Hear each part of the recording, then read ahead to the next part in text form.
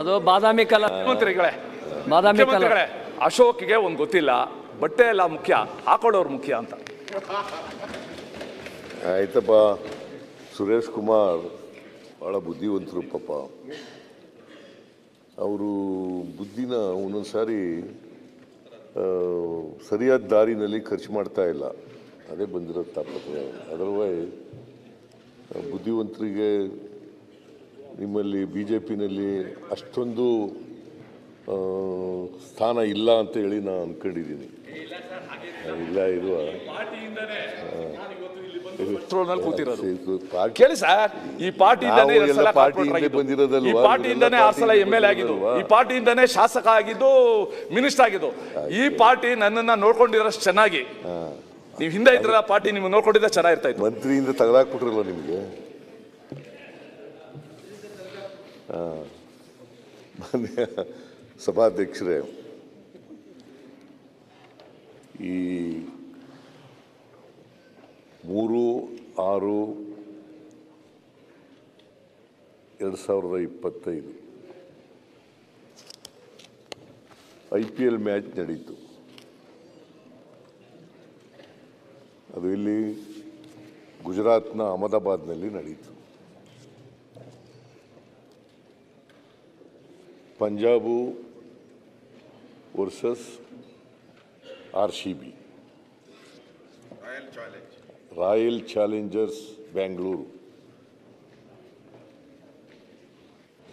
Royal Challengers Bangalore. ಅದ್ರ ಬಗ್ಗೆ ಮಾನ್ಯ ಅಶೋಕ್ ಅವರು, ಸುರೇಶ್ ಕುಮಾರ್ ಅವರು, ಕೃಷ್ಣಪ್ಪನವರು ಮತ್ತು ಇನ್ನೂ ಅನೇಕ ಮಾನ್ಯ ಸದಸ್ಯರುಗಳು ಒಂದು ನಿಲುವಳಿ ಸೂಚನೆಯನ್ನು ಮಂಡಿಸಿದರು. ಆ ನಿಲುವಳಿ ಸೂಚನೆಯನ್ನು ನೀವು ನಿಯಮ 69ಕ್ಕೆ ಪರಿವರ್ತನೆ ಮಾಡಿ ಅದ್ರ ಬಗ್ಗೆ ಚರ್ಚೆ ಮಾಡಿದ್ದಾರೆ. ಚರ್ಚೆಯಲ್ಲಿ ಅಶೋಕ್ ಅವರು ಭಾಳ ಸುದೀರ್ಘವಾಗಿ ಮಾತಾಡಿದ್ದಾರೆ. ಆ ಚೇರ್ ಪ್ರಭಾವ ಅಂತ ಹೇಳ್ತಾ ಇದ್ರು ನಿನ್ನೆ. ನಾನು 3 ಗಂಟೆ 2.5 ಗಂಟೆ 2 ಗಂಟೆ ಹಿಂಗೆಲ್ಲ ಮಾತಾಡಿದ್ದೀನಿ. ಅದಕ್ಕೆ ಅವರು ಕೂಡ ಮಾತಾಡ್ತಾ ಇದ್ದಾರೆ. ಪಾಪ ಸಂತೋಷ, ಮಾತಾಡಲಿ.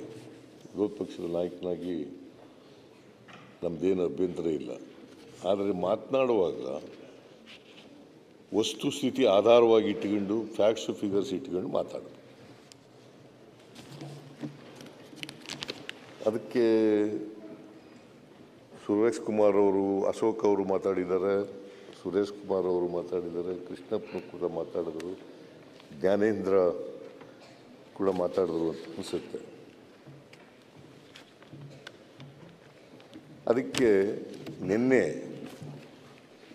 ಗೃಹ ಸಚಿವರು ಸಮರ್ಪಕವಾಗಿ ಉತ್ತರ ಕೊಟ್ಟಿದ್ದಾರೆ ಅಂತೇಳಿ ನಾನು ಅಂದ್ಕೊಂಡಿದ್ದೇನೆ. ನಾನು ಇರಲಿಲ್ಲ, ಅವರು ಏನು ಉತ್ತರ ಕೊಟ್ಟಿದ್ದಾರೆ. ಆದರೂ ಕೂಡ ಅವರ ಶಕ್ತಿ ನನಗೆ ಗೊತ್ತು, ಅವರ ಸಾಮರ್ಥ್ಯ ಗೊತ್ತಿದೆ. ಅದರಿಂದ ಅವರು ಭಾಳ ಸಮರ್ಪಕವಾಗಿ ಉತ್ತರವನ್ನು ಕೊಟ್ಟಿದ್ದಾರೆ.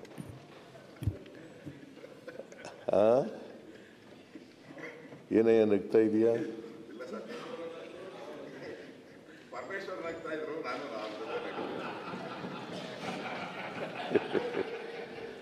ನಗ್ತಾ ಇರಬೇಕು.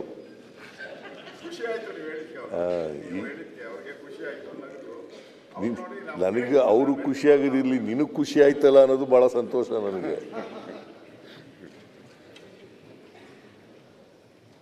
ಅವರು ಅನುಭವಿ ಇದ್ದಾರೆ. ಸೊ ಅವರ ಅನುಭವಕ್ಕಿಂತ ಮುಖ್ಯವಾಗಿ ಕಾಂಗ್ರೆಸ್ನ ಅಧ್ಯಕ್ಷರಾಗಿ 8 ವರ್ಷಗಳ ಕಾಲ ಕೆಲಸ ಮಾಡಿದ್ದಾರೆ. ಸೊ ಅವರು ಉತ್ತರ ಕೊಡುವಾಗ ಭಾಳ ಸಮಂಜಸವಾಗಿ, ಸಮರ್ಪಕವಾಗಿ ನೀವು ಹೇಳಿರ್ತಕ್ಕಂಥ ಎಲ್ಲ ವಿಚಾರಗಳಿಗೂ ಕೂಡ ಉತ್ತರವನ್ನು ಕೊಟ್ಟಿದ್ದಾರೆ. ನನ್ನ ಭಾರನ ಕಡಿಮೆ ಮಾಡಿದ್ದಾರೆ. ನಾನು ಅದಕ್ಕೆ ಹೆಚ್ಚು ಮಾತನಾಡಲಿಕ್ಕೆ ಹೋಗಲ್ಲ. ಕೆಲವು ವಿಚಾರಗಳನ್ನು ಮಾತ್ರ ಹೇಳಲಿಕ್ಕೆ ಬಯಸ್ತಾ ಇದ್ದೇನೆ. ಯಾಕಂದರೆ ಅಶೋಕ್ ಅವರು, ನಾನು ಅವರು ಭಾಷಣ ಮಾಡುವಾಗ ಪೂರ್ಣ ಕೂತಿದ್ದೆ, ಪೂರ್ಣ ಕೇಳಿದೆ. ಪ್ರಾರಂಭ ಮಾಡಿದಿಂದ ಕೊನೆಯವರೆಗೂ ಕೂಡ ಕೇಳಿದೆ. ಮತ್ತು ನಾನು ಒಂದೇ ಒಂದು ರಿಯಾಕ್ಷನ್ನು ಕೂಡ ಮಾಡಲಿಲ್ಲ. ನೀವು 4ನೇ ತಾರೀಕಿನಿಂದಲೇ ನಿಮ್ಮ ಭಾಷಣ ನೋಡಿದ ಮೇಲೆ 4ನೇ ತಾರೀಕಿನಿಂದೇ ತಯಾರಾಗಿದ್ರಿ ಅಂತ ಅನಿಸುತ್ತೆ. ಯಾಕೆ ನಗ್ತಾ ಇದೆಯಾ ಸುನೀಲ್? 4ನೇ ತಾರೀಕಿನಿಂದ ತಯಾರಾಗಿತ್ತು. ಆಮೇಲೆ ಸುರೇಶ್ ಕುಮಾರ್ ಅವರು ಮಾತನಾಡಿದ್ರು. ಅವರು ಒಳ್ಳೆ ಮಾತುಗಾರರು, ಅದರ ಬಗ್ಗೆ ಎರಡನೇ ಮಾತಿಲ್ಲ. ಈ ಶೇಕ್ಸ್ಪಿಯರ್ ನಾಟಕ ನೋಡಿದ್ದೀರಾ? ಶೇಕ್ಸ್ಪಿಯರು ಅವ್ರ ನಾಟಕದಲ್ಲಿ ಮಾರ್ಕ್ ಆಂಟೋನಿ ಅಂತ ಬರ್ತಾರೆ.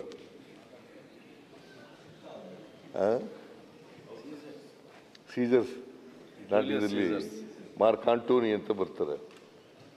ಅವರು ಭಾಷಣದ ಮೂಲಕನೇ ದಂಗೆ ಹೇಳೋ ರೀತಿಯಲ್ಲಿ ಭಾಷಣ ಮಾಡ್ತಾರೆ. ಒಳ್ಳೆ ಮಾತುಗಾರರು ಇವರು ಕೂಡ. ಆಂಟೋನಿ ಅವರು, ಮಾರ್ಕ್ ಆಂಟೋನಿ, ಶೇಕ್ಸ್ಪಿಯರ್ ನಾಟಕದಲ್ಲಿ ಮಾರ್ಕ್ ಆಂಟೋನಿ, ಆ ಥರ ಅವರು ಕೂಡ ಮಾತಾಡಿದ್ದಾರೆ. ಕೃಷ್ಣಪ್ಪನವರು ಕೂಡ, ಅವರೆಲ್ಲೂ ಇಲ್ಲ, ಅವರು ಕೃಷ್ಣಪ್ಪನವರು ಕೂಡ ಮಾತಾಡಿದ್ದಾರೆ.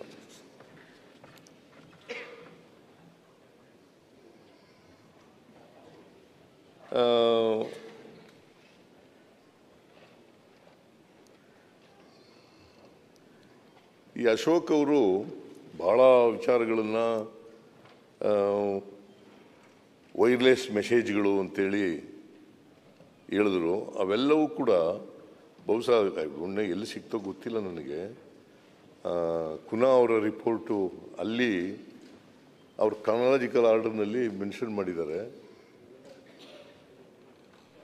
ಅಲ್ಲಿಂದ ಬಹುಶಃ ಅವರು ತಗೊಂಡಿದ್ದಾರೆ ಅಂತೇಳಿ ನನಗೆ ಅನಿಸುತ್ತೆ. ಯಾಕಂದರೆ ನಾನು ಇವ್ರು ಹೇಳಿದ್ದು, ಅಲ್ಲಿ ಕುನಾ ಅವರು ಹೇಳಿರ್ತಕ್ಕಂಥದ್ದು, ಅದನ್ನು ಕಂಪೇರ್ ಮಾಡಿ ನೋಡಿದಾಗ ಒಂದೇ ರೀತಿ ಇತ್ತು. ಆಮೇಲೆ ಅಶೋಕ್ ಅವರು ಭಾಳ ಸ್ಪಷ್ಟವಾಗಿ, ನಿಮಗೆ ಹೃದಯ ಇದ್ದಿದ್ರೆ, ಮನುಷ್ಯತ್ವ ಇದ್ದಿದ್ರೆ ತಪ್ಪಾಯಿತು ಅಂತ ಹೇಳಬೇಕಾಗಿತ್ತು, ಕ್ಷಮೆ ಕೇಳಬೇಕಾಗಿತ್ತು ಅಂತ ಹೇಳಿದ್ದಾರೆ. ನಾನು ಅವತ್ತೇ ವಿಷಾದ ವ್ಯಕ್ತ ಮಾಡಿದ್ದೇನೆ. ಈ ಘಟನೆ ನಡಿಬಾರದಂಥ ಘಟನೆ ಆಗ್ಬಿಟ್ಟಿದೆ. ನನ್ನ ರಾಜಕೀಯ ಜೀವನದಲ್ಲಿ 42 ವರ್ಷಗಳು ಶಾಸಕನಾಗಿ ಈ ಮನೆಯಲ್ಲಿದ್ದೀನಿ. 42 ವರ್ಷಗಳಿಗೂ ಜಾಸ್ತಿ. ಜನವರಿ 83ರಲ್ಲಿ ನಾನು ಬಂದದ್ದು ಇಲ್ಲಿಗೆ.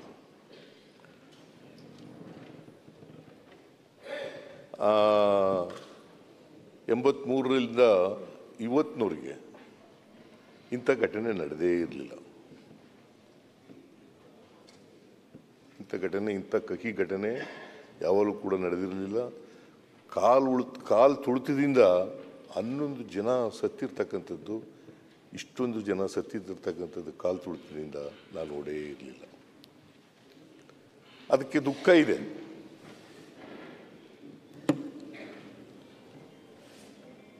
ನಾನು ದುಃಖ ಪಡ್ತಾ ಇದ್ದೀನಿ. ಅದಕ್ಕೋಸ್ಕರ ನಾನು ವಿಷಾದನೂ ಕೂಡ ವ್ಯಕ್ತ ಮಾಡಿದ್ದೀನಿ. ಆದರೆ ಒಂದು ಮಾತನ್ನ ಅಶೋಕ್ ಅವರಿಗೆ ನಾನು ಕೇಳಲಿಕ್ಕೆ ಬಯಸ್ತೇನೆ. ಅಲ್ಲ ಸರ್, ನಾನು ನೋಡಿ ಪುನಃ ಆಯ್ತು ಕೂತಿದ್ದೀನಿ. ನನಗೆ ಬೇಡ, ನನಗೆ ಸಪೋರ್ಟ್ ಏನು ಬೇಡ. ನಾವು ಹೊರಗಡೆ ನಾವು ನೀವು ಹೊರಗಡೆ ಸಿಕ್ಕಿದಾಗ ಮಾತಾಡೋಣ, ಆಮೇಲೆ ಮಾತಾಡೋಣ. ಯಾಕಂದರೆ ಇವರು ಈ ಒಂದು ಟ್ಯಾಕ್ಟಿಕ್ಸ್ ಕಲ್ತ್ಕೊಬಿಟ್ಟಿದ್ದಾರೆ. ಮಾತನಾಡುವಾಗ ಮಧ್ಯೆ ಎದ್ದೇಳೋದು, ಡೈವರ್ಟ್ ಮಾಡ್ಬೋಣ ಆತಗೆ ಅಂತ. ಬರ್ತೀನಿ ಅಂದ್ರೂ ನೀವು ಕೇಳಲ್ಲ ಅಂದ್ರೆ ಹೆಂಗೆ ಸರ್? ನೋಡಿ ಸುನೀಲ್, ನಿಮ್ಮಿಂದನೇ ಕಲ್ತ್ರು ಸರ್. ಕೂತ್ಕೊಳ್ಳಪ್ಪ ನೀನು. ಕೂತ್ಕೊಂಡೆ ಅಲ್ಲಿ ನೀನು ಒಳ್ಳೆ ಫ್ರೆಂಡು, ನೀನು ಯಾಕೆ ಹಿಂಗೆ ಮಾಡ್ತೀಯ? ಮಾನ್ಯ ಅಧ್ಯಕ್ಷರೇ, ತಪ್ಪಾಯಿತು ಅಂತ ಹೇಳ್ಬೇಕಾಗಿತ್ತು, ಕ್ಷಮೆ ಕೇಳಬೇಕಾಗಿತ್ತು, ವಿಷಾದ ವ್ಯಕ್ತ ಮಾಡಬೇಕಾಗಿತ್ತು. ಅವರ ತಂದೆ ತಾಯಿಗಳಿಗೆ, ಮಕ್ಕಳಿಗೆ ಅವರು ಪಾಪ ಅದು ನೋವಿದೆ. ಆ ನೋವು ಕೂಡ ಈಗಲೂ ಕೂಡ ನಾನು ಡಿಸ್ಟರ್ಬ್ ಆಗಿದ್ದೀನಿ. ನಿಜ ಹೇಳಬೇಕು ಅಂತಂದರೆ, ಅವತ್ತು ಇಡೀ ದಿನ ಸಾಯಂಕಾಲ ನನಗೆ 5:30ಗೆ ಗೊತ್ತಾಯಿತು. 5:30ಗೆ ಗೊತ್ತಾಗ ಅವರಿಗೆ ಸತ್ತಿರ್ತಕ್ಕಂಥದ್ದು ಗೊತ್ತಿರಲಿಲ್ಲ ನನಗೆ. 5:30ಗೆ ಅದು ಒಂದು ಹೇಳಿದ್ದಾರೆ, ಸಿದ್ದರಾಮಯ್ಯನವರು ಜನಾರ್ದನ್ ಹೋಟ್ಲಿಗೆ ತಿಂಡಿ ತಿನ್ನಕ್ಕೆ ಹೋಗಿದ್ರು ಅಂತ ಅದನ್ನು ಕೂಡ ಹೇಳಿದ್ದಾರೆ. ನಿಜ, ಹೋಗಿದ್ದದ್ದು ನಿಜ. ಅದರಲ್ಲಿ ಡಿನೇ ಮಾಡ್ತಕ್ಕಂಥದ್ದಾಗಲಿ ಅಥವಾ ಸುಳ್ಳು ಹೇಳ್ತಕ್ಕಂಥದ್ದಾಗಲಿ ಪ್ರಯತ್ನ ಮಾಡಲ್ಲ. ನನ್ನ ಮೊಮ್ಮಗ ಅವನು ಹಿಂದಿನ ದಿನ ಲಂಡನ್ನಿಂದ ಬಂದಿದ್ದ. ಅವನ್ನೂ ಕರ್ಕೊಂಡು ಬಂದಿದ್ದೆ ಇಲ್ಲಿಗೆ. ಗ್ರ್ಯಾಂಡ್ ಸ್ಟೆಪ್ಸ್ ಮೇಲೆ ನಡೀತಲ್ಲ ಫಂಕ್ಷನ್ನು, ಆ ಫಂಕ್ಷನ್ಗೆ ಅವನ್ನೂ ಕರ್ಕೊಂಡ್ಬಂದಿದ್ದೆ. ಅವನು ದೋಸೆ ತಿನ್ನೋಣ ಅಂತ ಹೇಳಿದ, ಹೋಟ್ಲಿಗೆ ಕರ್ಕೊಂಡು ಹೋದೆ. ನನಗೆ 5:30ನಲ್ಲಿ ಪೊನ್ನಣ್ಣ ಹೇಳೋವ್ರಿಗೂ ಕೂಡ ಗೊತ್ತಿರಲಿಲ್ಲ. ಇದು ಸತ್ಯ. ನಂಬಿದ್ರೆ ನಂಬೋದು, ಬಿಟ್ಟರೆ ಬಿಡ್ಬೋದು. ಆದರೆ ಸತ್ಯ ಇದು. 5:30ಗೆ ನಾನೇ ಪೊನ್ನಣ್ಣ ಹೇಳಿದ ಮೇಲೆ ಕಮಿಷನರ್ ದಯಾನಂದ ಅವರಿಗೆ ಫೋನ್ ಮಾಡಿದೆ. ನಾನು ಹೋಟೆಲ್ನಿಂದಲೇ ಫೋನ್ ಮಾಡಿದೆ. ತಿಂಡಿ ತಿಂದ ಮೇಲೆ ಇದು ಗೊತ್ತಾದ್ದು. ದಯಾನಂದ ಅವರು ಫೋನ್ ಮಾಡಿದಾಗ ಒಬ್ಬರು ಸತ್ತಿದ್ದಾರೆ ಅಂತ ಹೇಳಿದ್ರು. ಅಷ್ಟೊತ್ತಿಗೆ ಆಗಲೇ 11 ಜನನೂ ಸತ್ತೋಗ್ಬಿಟ್ಟಿದ್ರು. 11 ಜನನೂ ಸತ್ತೋಗ್ಬಿಟ್ಟಿದ್ರು. ಆಮೇಲೆ ಭಾಳ ಚಿಕ್ಕ ವಯಸ್ಸಿನವರು, 13 ವರ್ಷದಿಂದ 29 ವರ್ಷದೊಳಗಡೆ ಇರ್ತಕ್ಕಂಥ ಅವರು 11 ಜನ. ಬಹುಶಃ ಭವಿಷ್ಯದಲ್ಲಿ ಏನಾಯ್ತಿದ್ರು ಗೊತ್ತಿಲ್ಲ. ಅವರು ಏನೇನು ಸಾಧನೆ ಮಾಡ್ತಾಯಿದ್ರು, ಏನು ಮಾಡ್ತಾಯಿದ್ರು ಗೊತ್ತಿಲ್ಲ ನನಗೆ. ಅಂಥವರು 13ರಿಂದ 19 ವರ್ಷದೊಳಗಡೆ ಸತ್ತೋಗ್ಬಿಟ್ಟಿದ್ದಾರೆ. ಅಲ್ಲ, 29 ವರ್ಷದೊಳಗಡೆ ಸತ್ತೋಗ್ಬಿಟ್ಟಿದ್ದಾರೆ. ಸೊ ಅದು ನನಗೆ ದುಃಖ. ಯಾರೇ ಆಗಲಿ, ಮನುಷ್ಯತ್ವ ಇರ್ತಕ್ಕಂಥವ್ರಿಗೆ, ಯಾರಿಗೆ ಮನುಷ್ಯತ್ವ ಇರ್ತಕ್ಕಂಥವ್ರಿಗೆ ಈ ದುಃಖ ಬಂದೇ ಬರ್ತದೆ. ಬರೀ ತಂದೆ ತಾಯಿಗೆ, ಅವರ ತಂದೆ ತಾಯಿಗಳಿಗಲ್ಲ, ಬೇರೆಯವ್ರಿಗೂ ದುಃಖ ಬರ್ತದೆ. ಯಾಕಂದರೆ ನಾನು ಅದಾದಮೇಲೆ 6:30ಗೆ ಗೊತ್ತಾದ ಮೇಲೆ ನಾನು ಪರಮೇಶ್ವರ್ ಅವರಿಗೆ ಫೋನ್ ಮಾಡಿದೆ. ಅವರು ಮನೆಗೆ ಹೋಗಿದ್ದರು. ಮನೆಗೆ ಈ ಥರ 11 ಜನ ಸತ್ತೋಗ್ಬಿಟ್ಟಿದ್ದಾರೆ, ಆಸ್ಪತ್ರೆಗೆ ಹೋಗೋಣ ಬರ್ರಿ ಅಂತ ಕರೆದೆ ನಾನು. ಇಮ್ಮಿಡಿಯೇಟಾಗಿ ತಕ್ಷಣ ಬಂದರು ಅವರು, ಪರಮೇಶ್ವರ್ ಅವರು. ನಾನು ಅವರು ಆಸ್ಪತ್ರೆಗೆ ಹೋದೋ. ಆಸ್ಪತ್ರೆಯಲ್ಲಿ ನೋಡಿ ಆ ಡೆಡ್ ಬಾಡಿಗಳನ್ನ ನೋಡಿ ಬಹಳ ದುಃಖ ಆಗೋಯ್ತು.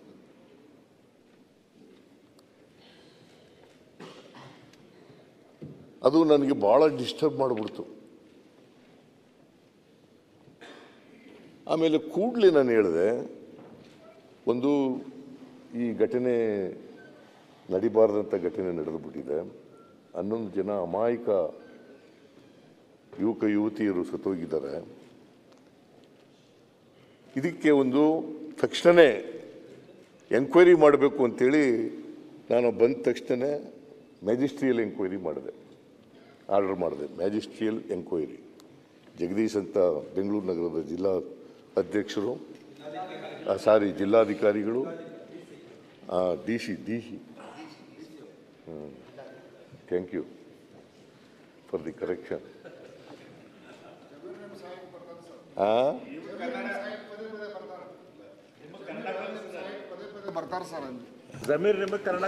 ನೀನು ಪತ್ಯ CC ಪಾಟೀಲ್ ಬರಲ್ಲ ನೀನು? ನನಗೆ ತೊಂದರೆ ಆದಾಗ ನಾನು ಸಹಾಯಕ್ಕೆ ಬರಲ್ವಾ? ಮತ್ತೆ ಹಾಗೇನೆ ಅವರು ಬರ್ತಾರೆ ಪಾಪ. ಆಶಾರಂದ್ರ ಜಮೀರ್ ಅವರು ಕನ್ನಡ ನಿಮಗೆ ಕಲಿಸ್ತಾ ಇದ್ದಾರೆ. ಆದ್ಮೇಲೆ ಭಾಳ ಜನಕ್ಕೆ ನಿನಗೆ ಕನ್ನಡ ಬರಲ್ಲ ಸರಿ ಹೇಗೆ ಜಮೀರಿಗೆ ಒಳ್ಳೆ ಕನ್ನಡ ಬರೀ ಅಂತಂದ್ರೆ ಹೆಂಗೆ ಹೇಳೋದು. ಈಗ ಕನ್ನಡ ನಾವೆಲ್ಲ ಮಾತೃಭಾಷೆ ಕನ್ನಡ ಅಲ್ವಾ. ನಿಮ್ಮ ಫಾದರು ಕನ್ನಡ ಕಾವಲು ಸಮಿತಿ ಅವರು ಹೋರಾಟ ಮಾಡಿದ್ರು. ಅವತ್ತು ಅದರಿಂದ ನಾವು ಅವ್ರ ಜೊತೆಲಿ ಆಗಿದ್ರು. ಆವಾಗಲೇ ನಿನಗಿನ್ನೂ ಹುಟ್ಟಿದ್ಯೇನೋ ಗೊತ್ತಿಲ್ಲ ನನಗೆ. ಹುಟ್ಟಿದ್ಯಾ? ಸಣ್ಣ ಹುಡುಗ ಇರಬೇಕು ನೀನು ಆಗ. ಚಿಕ್ಕವನಿದ್ದೆ, ನಿಮ್ಗೆ ಗೊತ್ತಿಲ್ಲ. ಆಗ ಎಂಥ ಹೋರಾಟ ಅದು, ಗೋಕಾಕ್ ಚಳುವಳಿ. ಗೋಕಾಕ್ ಚಳುವಳಿನಲ್ಲಿ ನಿಮ್ಮ ಫಾದರು ನಾವು ಒಟ್ಟಿಗೆ ಗೋಕಾಕ್ ಚಳುವಳಿನಲ್ಲಿ ಭಾಗವಹಿಸಿದ್ದು. ನಿಮ್ಮ ಫಾದರ್ MLA ಆಗೋದಕ್ಕಿಂತ ಮುಂಚಿತವಾಗಿ. ಅದೇನೇ ಇರಲಿ, ಈಗ ಅರವಿಂದ್ ಬೆಲ್ಲದವರು ಹೇಳ್ದದ್ರಿಂದ ಈ ನಾನು ಸ್ವಲ್ಪ ಡೈವರ್ಟ್ ಮಾಡಬೇಕಾಗಿ ಬಂತು. ಮೊನ್ನೆ ಅಧ್ಯಕ್ಷರೇ,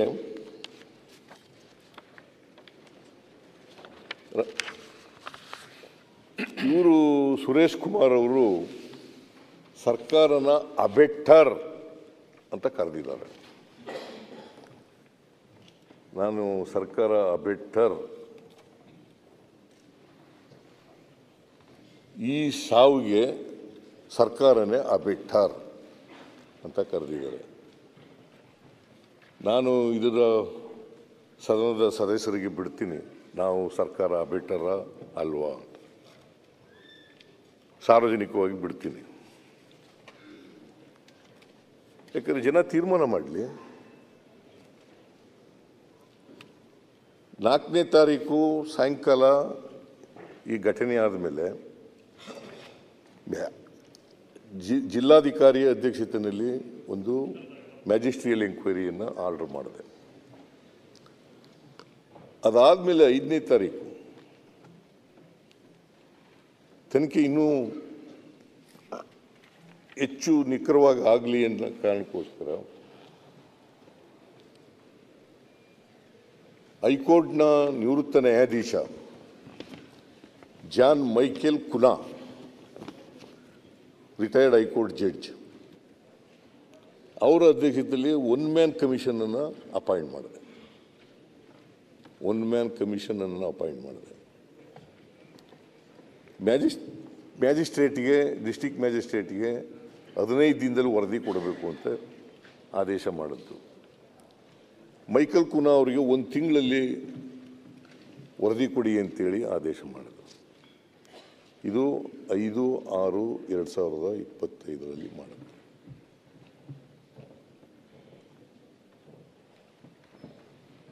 ಮೈಕೆಲ್ ಕುನಾ ಅವರು ಎಂಕ್ವೈರಿ ಮಾಡಿ ಸರ್ಕಾರಕ್ಕೆ 10/7/2025 ವರದಿ ಕೊಟ್ಟಿದ್ದಾರೆ.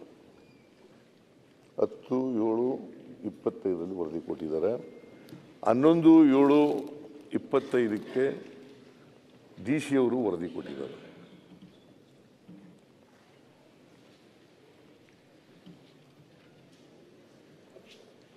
ನಾನು ಈ ಅಬೆಟ್ಟರ್ ಅಂತ ಹೇಳಿದ್ರಲ್ಲ, ಇದು ಏನು, ಈ ಘಟನೆಗಳನ್ನೆಲ್ಲ ನೋಡ್ತಾ ಇದ್ದೆ. ಹಿಂದೆ ಎಲ್ಲ ಘಟನೆಗಳು ಏನೇನು ನಡೆದಿದ್ದಾವೆ ಆ ಘಟನೆಗಳನ್ನೆಲ್ಲ ನೋಡ್ತಾ ಇದ್ದೆ. ಆ ಘಟನೆಗಳನ್ನು ಸಂಭವಿಸಿದ ಹೆಂಗೆ ಸಾಮಾನ್ಯವಾಗಿ ಈ ಘಟನೆಗಳೆಲ್ಲ ನೋಡಿದ ಮೇಲೆ ನನಗನ್ನಿಸುತ್ತು 3 ಸಂದರ್ಭಗಳಲ್ಲಿ ಈ ಕಾಲ್ತುಳಿತಗಳಾಗಿರ್ತಕ್ಕಂಥ ಸಂದರ್ಭಗಳನ್ನು ನೋಡಿದೆ ನಾನು. ಒಂದು, ಈ ಧಾರ್ಮಿಕ ಸ್ಥಳಗಳಲ್ಲಿ ಜನಜಂಗುಳಿ ಸೇರ್ತಕ್ಕಂಥ, ಅಲ್ಲಿ ಕಾಲ್ತುಳಿತ ಆಗುತ್ತೆ. ಧಾರ್ಮಿಕ ಸ್ಥಳ, ಅದಕ್ಕೆ ಬಾಬಾ ಸಾಹೇಬ್ ಅಂಬೇಡ್ಕರ್ ಅವರು ಏನು ಹೇಳ್ತಾರೆ ಅಂತಂದರೆ, ಭಕ್ತಿ ಮತ್ತು ವ್ಯಕ್ತಿ ಆರಾಧನೆ ಎಂಬುದು ಈ ದೇಶದಲ್ಲಿ ಬಹಳ ಸುಲಭವಾಗಿ ಸಂಭವಿಸುವ ವಿಷಯ ಎಂದು ಬಾಬಾ ಸಾಹೇಬ್ ಅಂಬೇಡ್ಕರ್ ನವೆಂಬರ್ 25, 1949 ಭಾಷಣ ಮಾಡುವಾಗ ಕಾನ್ಸ್ಟಿಟ್ಯೂಂಟ್ ಅಸೆಂಬ್ಲಿಯಲ್ಲಿ ಹೇಳಿದರು.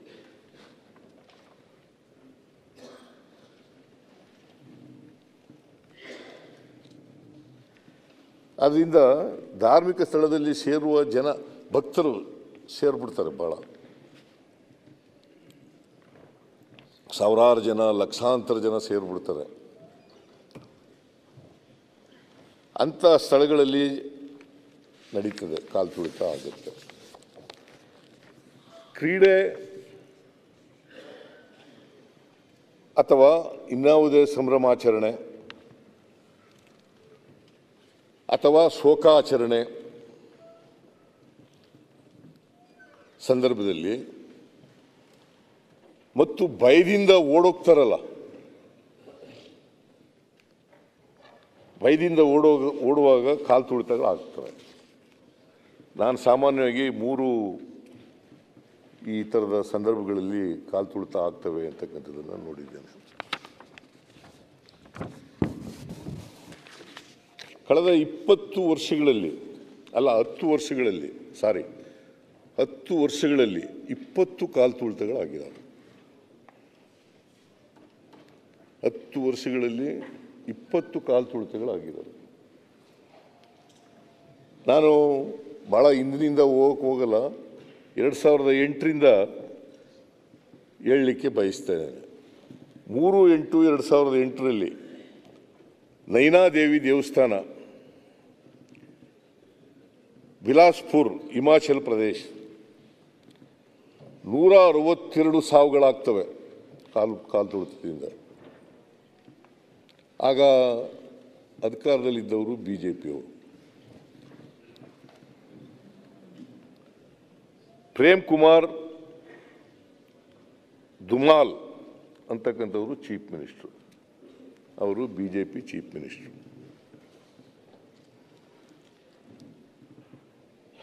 30/9/2008 ಚಾಮುಂಡದೇವಿ ದೇವಸ್ಥಾನ, ಜೋಧ್ಪುರ, ರಾಜಸ್ಥಾನ.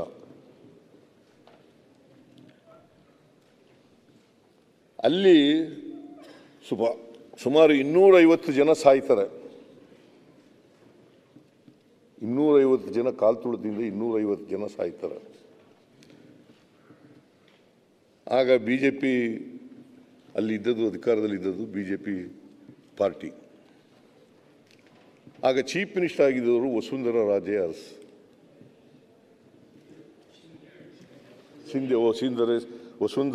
ರಾಜೇ ಸಿಂಧಿಯಾ ಅವರು ಇದ್ದರು ಚೀಫ್ ಮಿನಿಸ್ಟರ್ ಆಗಿ. ಆಮೇಲೆ 8/11/2011ರಲ್ಲಿ ಹರ್ಕಿ ಪೌರಿ ಘಾಟ್, ಹರಿದ್ವಾರ್, ಉತ್ತರಾಖಂಡ್, ಅಲ್ಲಿ ಕಾಲು ತುಳಿತ ಆಗುತ್ತೆ. 20 ಸಾವುಗಳಾಗ್ತವೆ. ಆಗ ಅಧಿಕಾರದಲ್ಲಿದ್ದವರು ಬಿಜೆಪಿಯವರು. BC ಖಂಡೂರಿ ಅಂತಕ್ಕಂಥವರು ಚೀಫ್ ಮಿನಿಸ್ಟರ್. 19/11/2012 ಅದಾಲತ್ ಘಾಟ್, ಪಾಟ್ನಾ, 20 ಸಾವಾಗ್ತವೆ ಕಾಲು ತುಳಿತದಿಂದ. ಬಿಜೆಪಿ JDU ಸಮ್ಮಿಶ್ರ ಸರ್ಕಾರ ಇರ್ತದೆ. ಮುಖ್ಯಮಂತ್ರಿ ನಿತೀಶ್ ಕುಮಾರ್.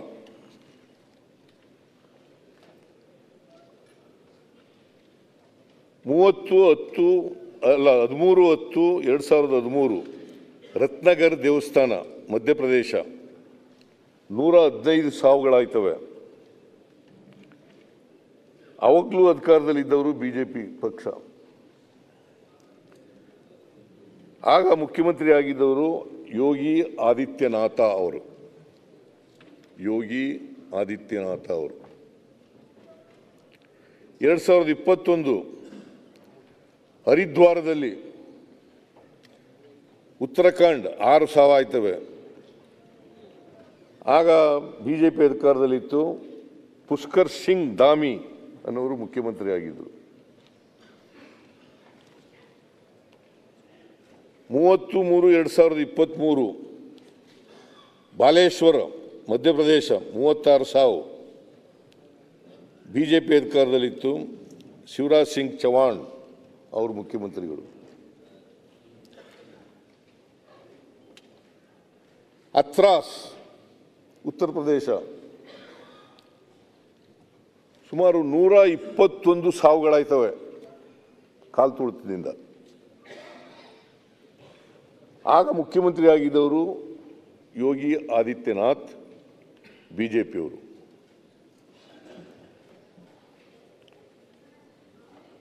ಇತ್ತೀಚೆಗೆ ಜನವರಿನಲ್ಲಿ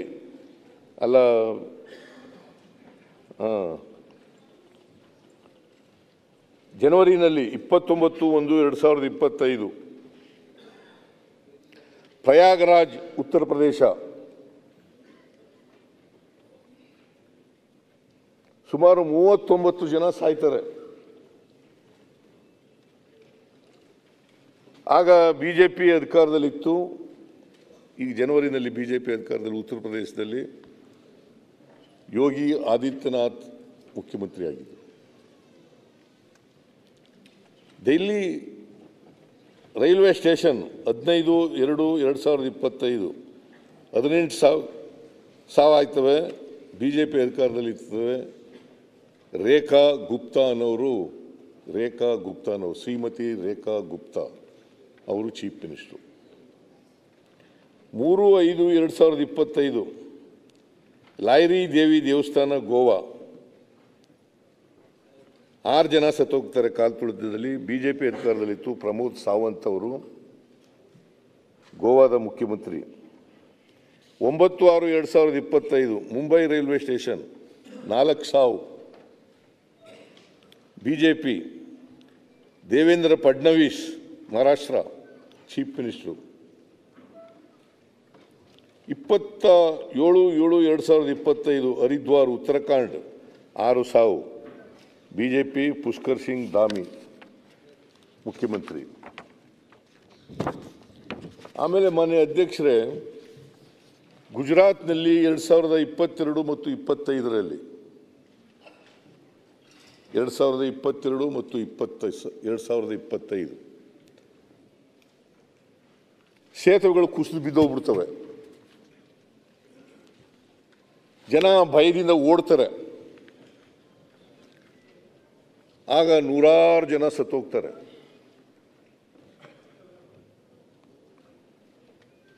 ಇದು ಭಾರತದಲ್ಲಿ ಆಗಿರ್ತಕ್ಕಂಥದ್ದನ್ನು ಕೆಲವು ಘಟನೆಗಳನ್ನು ಪ್ರಸ್ತಾಪ ಮಾಡಿದ್ದೀವಿ. ಇದು ಬರೀ ಭಾರತಕ್ಕೆ ಸೀಮಿತ ಅಲ್ಲ,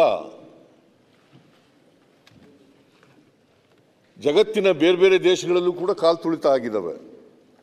ಜನರು ಸತ್ತಿದ್ದಾರೆ.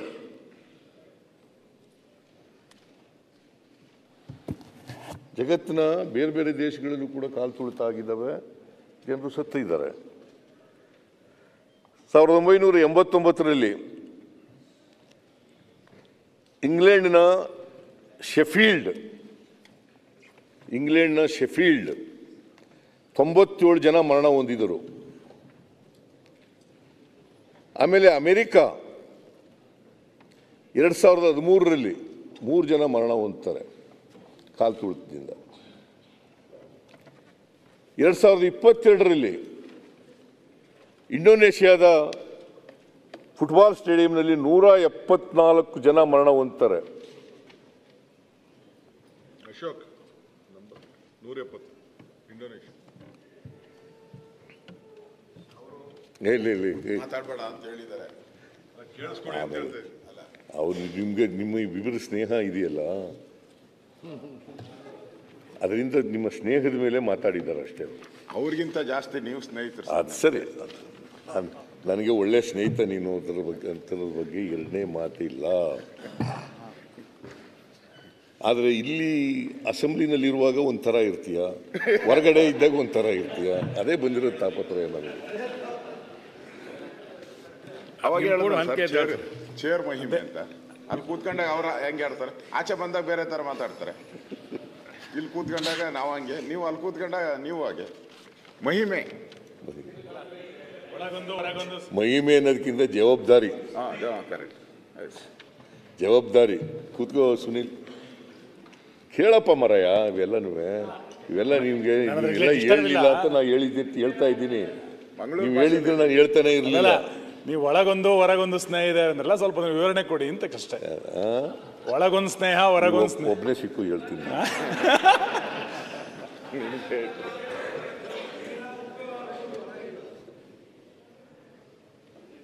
ಮಾನ್ಯ ಅಧ್ಯಕ್ಷರೇ,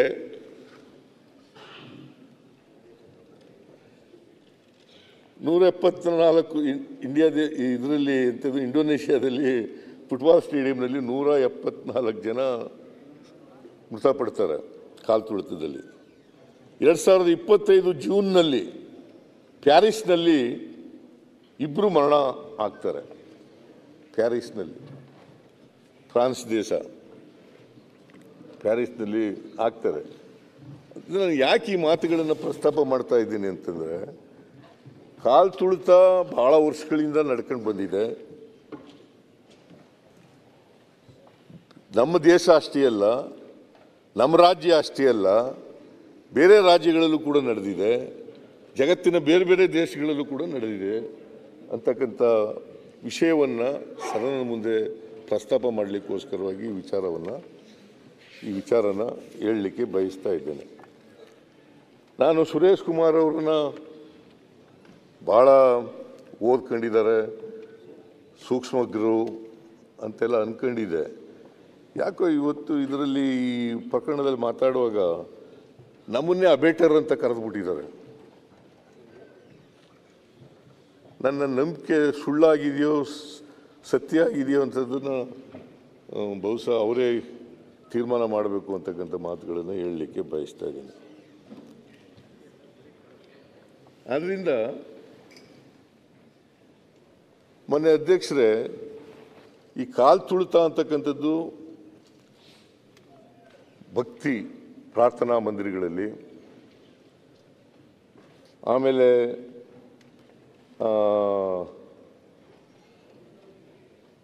ಕ್ರೀಡೆಗಳಲ್ಲಿ, ಶೋಕ ಆಚರಣೆ ಮಾಡ್ತಕ್ಕಂಥದ್ರಲ್ಲಿ, ಸಂಭ್ರಮಾಚರಣೆ ಮಾಡ್ತಕ್ಕಂಥದ್ರಲ್ಲಿ, ಜನ ಭಯದಿಂದ ಜೀವ ಉಳಿಸ್ಕೊಳ್ಳಿಕ್ಕೋಸ್ಕರ ಓಡುವಾಗ ಇಂಥ ಸಂದರ್ಭಗಳಲ್ಲೆಲ್ಲ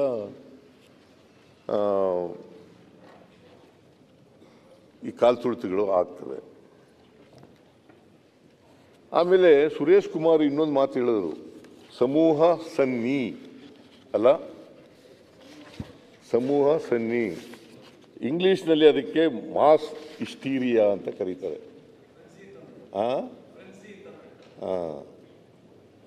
ನಾನು ತಿಳ್ಕೊಂಡಿರೋದು ಮಾಸ್ ಹಿಸ್ಟೀರಿಯಾ ಅಂತ. ಎರಡು ಒಂದೇ ಅಲ್ವಾ? ನನಗಿಂತ ಸ್ವಲ್ಪ ಇಂಗ್ಲೀಷ್ನಲ್ಲಿ ಚೆನ್ನಾಗಿ ಗೊತ್ತಿದೆ ಅವರಿಗೆ. Mass hysteria. ಯಾಕೆ ಮಾಸ್ ಹಿಸ್ಟೀರಿಯಾ ಆಗ್ತದೆ?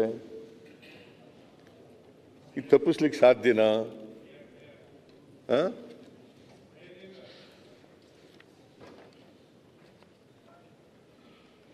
ಇದಕ್ಕೆ ತಪ್ಪಿಸ್ಬೇಕಾದ್ರೆ ಚಿಕಿತ್ಸೆಗಳೇನು? ಈಗ ನೋಡಿ, RCB ತಂಡ ಇದೆಯಲ್ಲ, 18 ವರ್ಷಗಳ ನಂತರ ಗೆದ್ದಿರೋದು. IPL ಪ್ರಾರಂಭ ಆಗಿ 18 ವರ್ಷ ಆಯಿತು. 18 ವರ್ಷಗಳ ನಂತರ ಗೆದ್ದಿದೆ. ಅದರಲ್ಲಿ ಬೆಂಗಳೂರಿನವರು ಒಬ್ಬರೋ ಇಬ್ಬರೋ ಇರಬೇಕು ಅಷ್ಟೇ.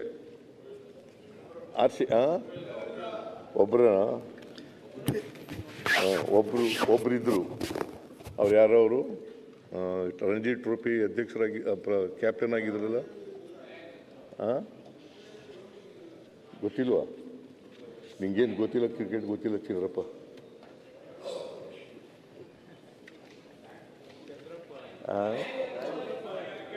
Ranji trophy captain.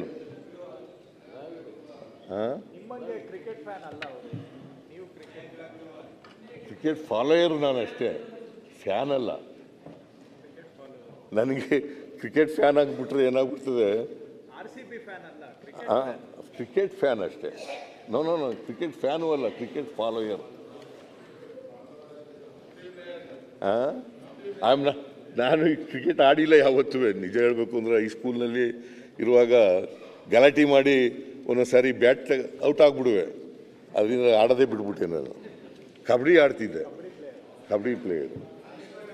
ಒಂದು ಸಾರಿ ಆ ಕಾಲು ನೋವು ಇಲ್ಲ, ಶಾಸಕರ ದಿನಾಚರಣೆ ದಿನ ಕಬಡ್ಡಿ ಆಡಕ್ಕೆ ಹೋಗಿ ಆ ವಿಶ್ವನಾಥ ನಾನು ಹಿಡಿಯಕ್ಕೆ ಬಂದ್ಬಿಟ್ಟು ನನ್ನ ಮೇಲೆ ಬಿದ್ದುಬಿಟ್ಟ. ಅವನು ಒಳ್ಳೆ ದಡುತಿ ಮನುಷ್ಯ, ಬಿದ್ದಲ್ಲ ಸರ್. ಸಕಲೇಶ್ವರ ವಿಶ್ವನಾಥ್ ಸರ್, ಸಕಲೇಶ್ವರ.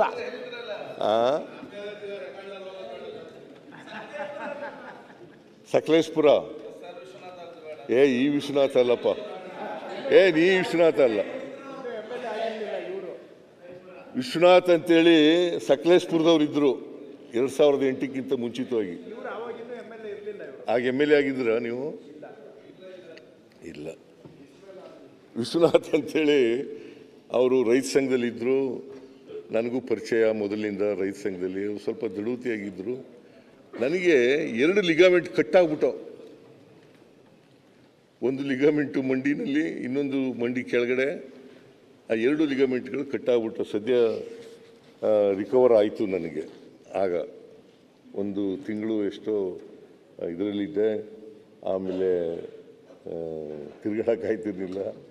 ಆಮೇಲೆ ಈ ಬಾಂಬೆಯವನು ಪಾಪ ಒಬ್ಬ ಆರ್ಥೋಪೆಡಿಕ್ ಡಾಕ್ಟ್ರು ಬಂದು ವಾಸಿ ಮಾಡಿಕೊಟ್ಟ. ಅವನ ಹೆಸರೇನೋ ಮರ್ತ್ಬಿಟ್ಟಿದ್ದೀನಿ ನಾನು, ಭಾಳ ವರ್ಷ ಆಯಿತು. 2005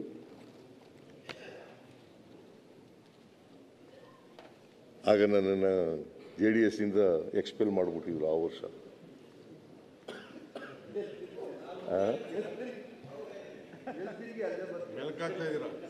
ಮೆಲ್ಕಾಗ್ತಾ ಇಲ್ಲ, ಜ್ಞಾಪಕ ಮಾಡ್ಕೊತಾ ಇದ್ದೀನಿ.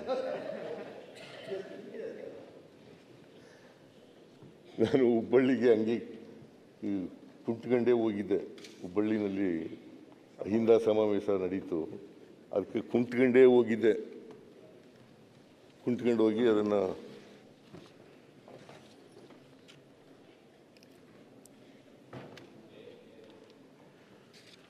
ದೇವದತ್ ಪಡಿಕಲ್ಲ, ದೇವದತ್ ಪಡಿಕಲ್ ಅವರೊಬ್ಬರು ಆಡಿದರು. ಇನ್ನೊಬ್ರು ಆಡಿದ್ರಪ್ಪ, ಯಾರೋ ಒಬ್ರು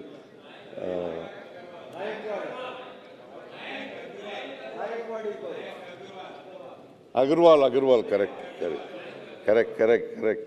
ಅಗರ್ವಾಲ್. 2 ಜನ ಕರ್ನಾಟಕದವ್ರು ಆಡಿದ್ರು. ಅವರು ಎಲ್ಲ ಮ್ಯಾಚ್ಗಳನ್ನು ಆಡಲಿಲ್ಲ, ಕೆಲವು ಮ್ಯಾಚ್ಗಳನ್ನು ಆಡಿದರು. ಆದರೆ ಕೊಹ್ಲಿ ಎಲ್ಲ ಮ್ಯಾಚ್ಗಳಲ್ಲೂ ಆಡಿದರು.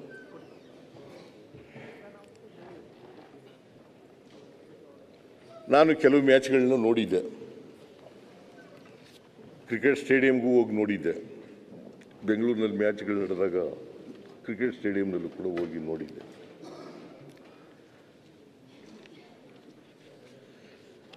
ಅದರಿಂದ ಮಾನ್ಯ ಅಧ್ಯಕ್ಷರೇ, ಮಾಸ್ ಹಿಸ್ಟೀರಿಯಾ ಬಗ್ಗೆ ಮಾತಾಡ್ತಾ ಇದ್ದೆ. ಈ 18 ವರ್ಷದ ಮೇಲೆ RCB ಗೆಲ್ತು. ಇವ್ರು ಏನು ತಿಳ್ಕೊಬಿಟ್ರು, ಇಂಡಿಯಾ ದೇಶದ ಕರ್ನಾಟಕದ ಆಟಗಾರರು ಇಲ್ಲೇ ಹೋದರೂ ಕೂಡ, ಕಡಿಮೆ ಇದ್ದರೂ ಕೂಡ RCB ನಮ್ಮ ರಾಜ್ಯದ್ದೇ ಅನ್ನೋ ಥರ ತಿಳ್ಕೊಬಿಟ್ಟಿದ್ದಾರೆ. ಇದೇ ಸಮೂಹ ಸನ್ನಿ ಅಂತಕ್ಕಂಥದ್ದು ನಮ್ಮ ರಾಜ್ಯದ್ದೇ. ಈಗ ಕೊಹ್ಲಿ ಈಗ ನಿಂದು ಯಾಕಾಗಬಾರ್ದು?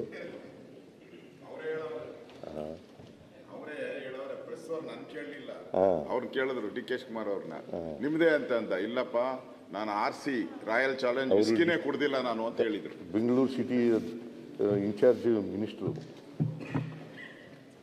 ಬೆಂಗಳೂರು ಅಭಿವೃದ್ಧಿ ಮಂತ್ರಿ,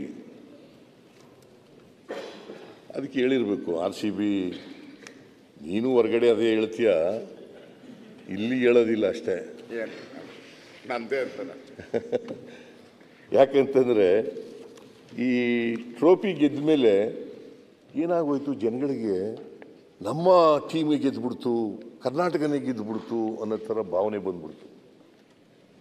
ಕರ್ನಾಟಕನೇ ಗೆದ್ದುಬಿಡ್ತು, ನಮ್ಮ ಟೀಮೇ ಗೆದ್ದುಬಿಡ್ತು, RCB ನಮ್ಮ ಟೀಮು ಅಂತಕ್ಕಂಥ ಭಾವನೆ ಇತ್ತಲ್ಲ, ಆ ಸಮೂಹ ಸನ್ನಿ ಇದೆಯಲ್ಲ. ಆಮೇಲೆ ಈ RCB ಇದೆಯಲ್ಲ, ಜಗತ್ತಿನಲ್ಲಿ ಹೆಚ್ಚು ಅಭಿಮಾನಿಗಳನ್ನು ಹೊಂದಿರತಕ್ಕಂಥ ಟೀಮು ಇದು. ನಿಮಗೂ ಕ್ರಿಕೆಟ್ ಬಗ್ಗೆ ಸ್ವಲ್ಪ ಆಸಕ್ತಿ ಇದೆಯಲ್ಲ? Cricket player. ನಾನು ಕ್ರಿಕೆಟ್ ಪ್ಲೇಯರ್ ಅಲ್ಲ, ಕ್ರಿಕೆಟ್ ಫಾಲೋಯರ್ ಅಷ್ಟೇ. ಒಂದೊಂದು ಸಾರಿ ಮಾನ್ಯ ಅಧ್ಯಕ್ಷರೇ, ನಮ್ಮ ಮನಸ್ಸಿನಲ್ಲಿ ಏನೇ ಇದ್ದರೂ ಕೂಡ, ಈಗ ಯಾಕೆಂದರೆ ನಾನು ಇಲ್ಲಿ ನಮ್ಮ ಗೋವಿಂದರಾಜು ಪೊಲಿಟಿಕಲ್ ಸೆಕ್ರೆಟರಿ ಆಗಿದ್ದರಲ್ಲ, ಅವ್ರಿಗೆ ಹೇಳಿದೆ, ಬೆಳಿಗ್ಗೆ ಫೋನ್ ಮಾಡಿದ್ರು ಅವರು 4ನೇ ತಾರೀಕು ನನಗೆ, ಈ ಥರ RCB ಗೆದ್ದಿದೆ, ನಾವು ವಿಜಯೋತ್ಸವ ಆಚರಣೆ ಮಾಡ್ತಾರೆ KSCAನವರು, ನೀವು ಬರಬೇಕು ಅದಕ್ಕೆ ಅಂತ. ಓ ಬಿಡಪ್ಪ, ನಮ್ಮ ಟೀಮೇ ಎಲ್ಲ ಅವರು, ನಮ್ಮ ಕರ್ನಾಟಕದವರೇ ಎಲ್ಲ ಅಂತ ಹೇಳಿದೆ ನಾನು ಮೊದಲಿಗೆ ಫೋನ್ ಮಾಡಿದಾಗ. ಯಾಕಂತಂದರೆ ಅವರು ಈ ಫೈನಲ್ ಮ್ಯಾಚ್ನೆಲ್ಲ ಆಡಿದ್ರಲ್ಲ, ಅವ್ರು ಕರ್ನಾಟಕದವರು ಒಬ್ಬರೂ ಇರಲಿಲ್ಲ. ಫೈನಲ್ ಮ್ಯಾಚ್ ಆಡುವಾಗ ಒಬ್ಬರೂ ಇರಲಿಲ್ಲ, ಯಾರೂ ಇರಲಿಲ್ಲ, ನನಗೆ ಗೊತ್ತಿರೋ ಮಟ್ಟಿಗೆ ಯಾರೂ ಇಲ್ಲ. ಏನಾದ್ರು ಇದ್ದರೆ, ನಿಮ್ಗೆ ಏನಾದ್ರು ಇನ್ಫಾರ್ಮೇಷನ್ ಇದ್ದರೆ ಸ್ವಲ್ಪ, ನನಗೆ ಗೊತ್ತಿರೋ ಮಟ್ಟಿಗೆ ಯಾರೂ ಇರಲಿಲ್ಲ. ಅದಕ್ಕೋಸ್ಕರ ಹೇಳಿದೆ ನಾನು, ಬಿಡಪ್ಪ ಆಗೋದಿಲ್ಲ ಅಂತ ಹೇಳಿದೆ. ಆಮೇಲೆ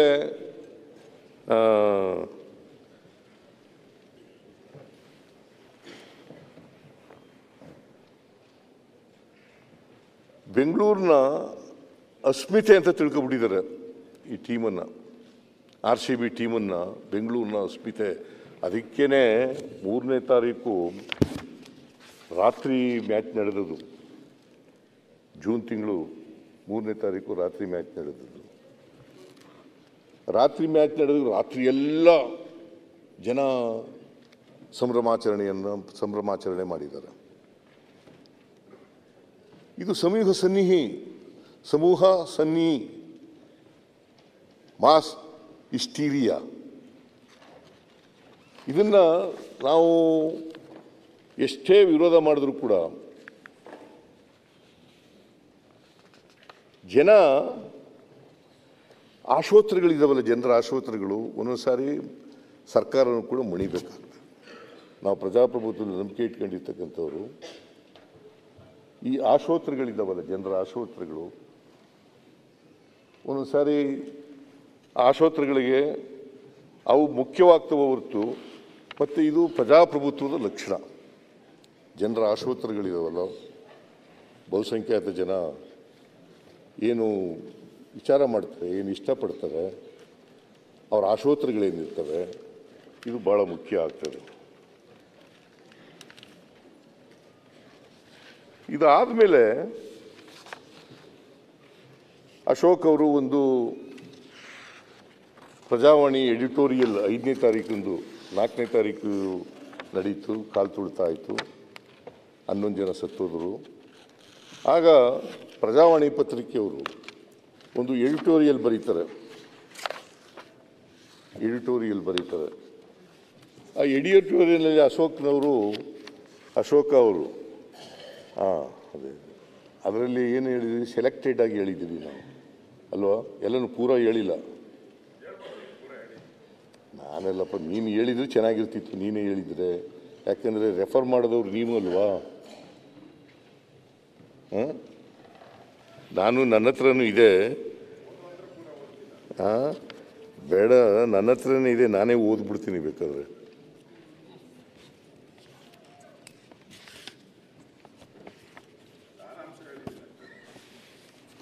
ಸಾರಾಂಶನೂ ಪೂರ ಹೇಳಲಿಲ್ಲ.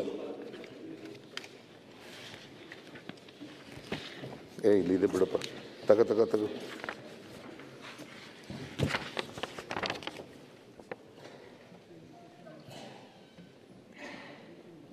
ಓದ್ಲಾ?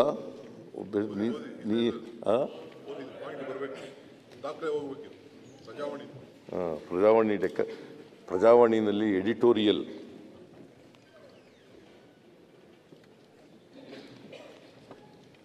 ಇಂಡಿಯನ್ ಪ್ರೀಮಿಯರ್ ಲೀಗ್ ಕ್ರಿಕೆಟ್ನ 18ನೇ ಆವೃತ್ತಿಯ ಫೈನಲ್ನಲ್ಲಿ ಗೆಲುವು ಕಂಡ ರಾಯಲ್ ಚಾಲೆಂಜರ್ಸ್ ಬೆಂಗಳೂರು ತಂಡವನ್ನು ಸನ್ಮಾನಿಸುವ ಸಂಭ್ರಮಾಚರಣೆಯ ಕಾರ್ಯಕ್ರಮವು ಸೂತಕವಾಗಿ ಪರಿವರ್ತನೆಯಾಗಿದ್ದು ದುರದೃಷ್ಟಕರ.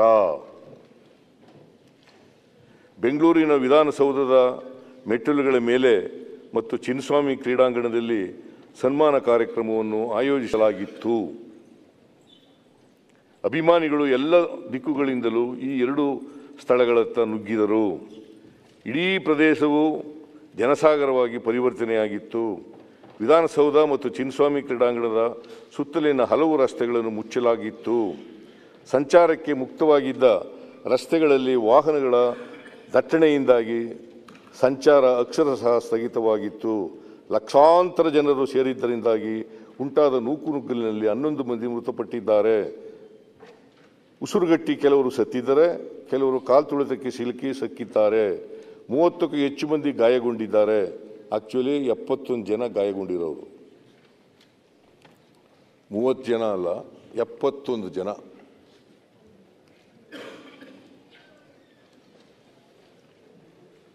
ಮೃತರಲ್ಲಿ ಮಕ್ಕಳು, ಯುವಕ ಯುವತಿಯರು ಇದ್ದಾರೆ. ಕರ್ನಾಟಕ ಅದರಲ್ಲೂ ವಿಶೇಷವಾಗಿ ಬೆಂಗಳೂರಿನ ಮಟ್ಟಿಗೆ ಇಂದು ಇತ್ತೀಚಿನ ವರ್ಷಗಳಲ್ಲಿ ಕಂಡು ಕೇಳರಿಯದಂತಹ ದುರಂತ. ಈ ಪ್ರದೇಶದ ಸುತ್ತಮುತ್ತ ಸಂಚರಿಸುವ ಮೆಟ್ರೋ ರೈಲಿನಲ್ಲಿ ಕೂಡ ವಿಪರೀತ ಜನದಟ್ಟಣೆಯಾಗಿ ಅಪಾಯಕಾರಿ ಸನ್ನಿವೇಶ ಸೃಷ್ಟಿಯಾಗಿತ್ತು. ಕೆಲವು ನಿಲ್ದಾಣಗಳನ್ನು ಕೆಲವೊತ್ತು ಬಂದ್ ಮಾಡಿ ದಟ್ಟಣೆ ನಿಯಂತ್ರಿಸಲು ಪ್ರಯತ್ನಿಸಿದರೂ ಅದಕ್ಕೆ ಹೆಚ್ಚಿನ ಫಲ ಸಿಗಲಿಲ್ಲ. ಹಿಂದಿರುಗಲು ಬಯಸಿದ ಜನರಿಗೂ ಯಾವುದೇ ವಾಹನ ವ್ಯವಸ್ಥೆ ಇಲ್ಲದೆ ಸಂಕಟ ಪಡುವಂತಾಯಿತು. ಕರ್ನಾಟಕ ಸರ್ಕಾರ ಮತ್ತು RCB ತಂಡದ ಮಾಲೀಕರು ಮತ್ತು ನಿರ್ವಾಹಕರ ಕಡೆಯಿಂದ ಆಗಿರುವ ಹಲವು ಲೋಪಗಳು ಈ ದುರಂತಕ್ಕೆ ಕಾರಣ. ಗುಪ್ತಚರ ವ್ಯವಸ್ಥೆ ಮತ್ತು ಪೊಲೀಸ್ ಇಲಾಖೆಯ ವೈಫಲ್ಯ ಎದ್ದು ಕಾಣುವಂತಿದೆ. ವಿಧಾನಸೌಧದಿಂದ ಕ್ರೀಡಾಂಗಣದವರೆಗೆ ತೆರೆದ ಬಸ್ನಲ್ಲಿ ನಿರಾಕರಿಸುವ ಮೂಲಕ ಪೊಲೀಸರು ಒಂದಷ್ಟು ಎಚ್ಚರಿಕೆಯನ್ನು ತೋರಿದ್ದಾರೆ. ಮೆರವಣಿಗೆ ಅನುಮತಿ ನಿರಾಕರಿಸಿದ್ದಕ್ಕಾಗಿ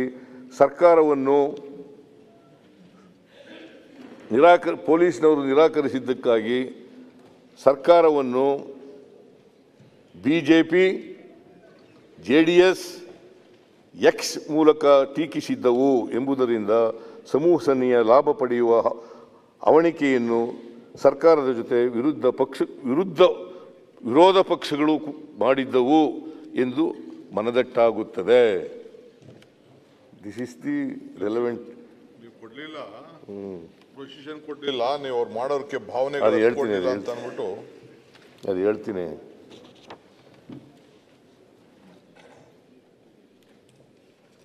ಅಹಮದಾಬಾದ್ನಲ್ಲಿ ಮಂಗಳವಾರ ರಾತ್ರಿಯಷ್ಟೇ IPL ಪಂದ್ಯ ನಡೆದಿತ್ತು. ಪಂದ್ಯ ಗೆದ್ದಾಗಲೇ ರಾಜ್ಯದ ವಿವಿಧೆಡೆ ಇದನ್ನು ಹೇಳಲಿಲ್ಲ, ಇದು ಬಹಳ ಮುಖ್ಯ. ವಿಧಾನಸೌಧ ಕ್ರೀಡಾಂಗಣದವರೆಗೆ ತೆರೆದ ಬಸ್ನಲ್ಲಿ ಆಟಗಾರರ ಮೆರವಣಿಗೆ ಕಾರ್ಯಕ್ರಮಕ್ಕೆ ಅನುಮತಿ ನಿರಾಕರಿಸುವ ಮೂಲಕ ಪೊಲೀಸರು ಒಂದಿಷ್ಟು ಎಚ್ಚರಿಕೆಯನ್ನು ತೋರಿದ್ದಾರೆ. ಮೆರವಣಿಗೆ ಅನುಮತಿ ನಿರಾಕರಿಸಿದ್ದಕ್ಕಾಗಿ ಸರ್ಕಾರವನ್ನು BJP, JDS, X ಮೂಲಕ ಟೀಕಿಸಿದ್ದವು.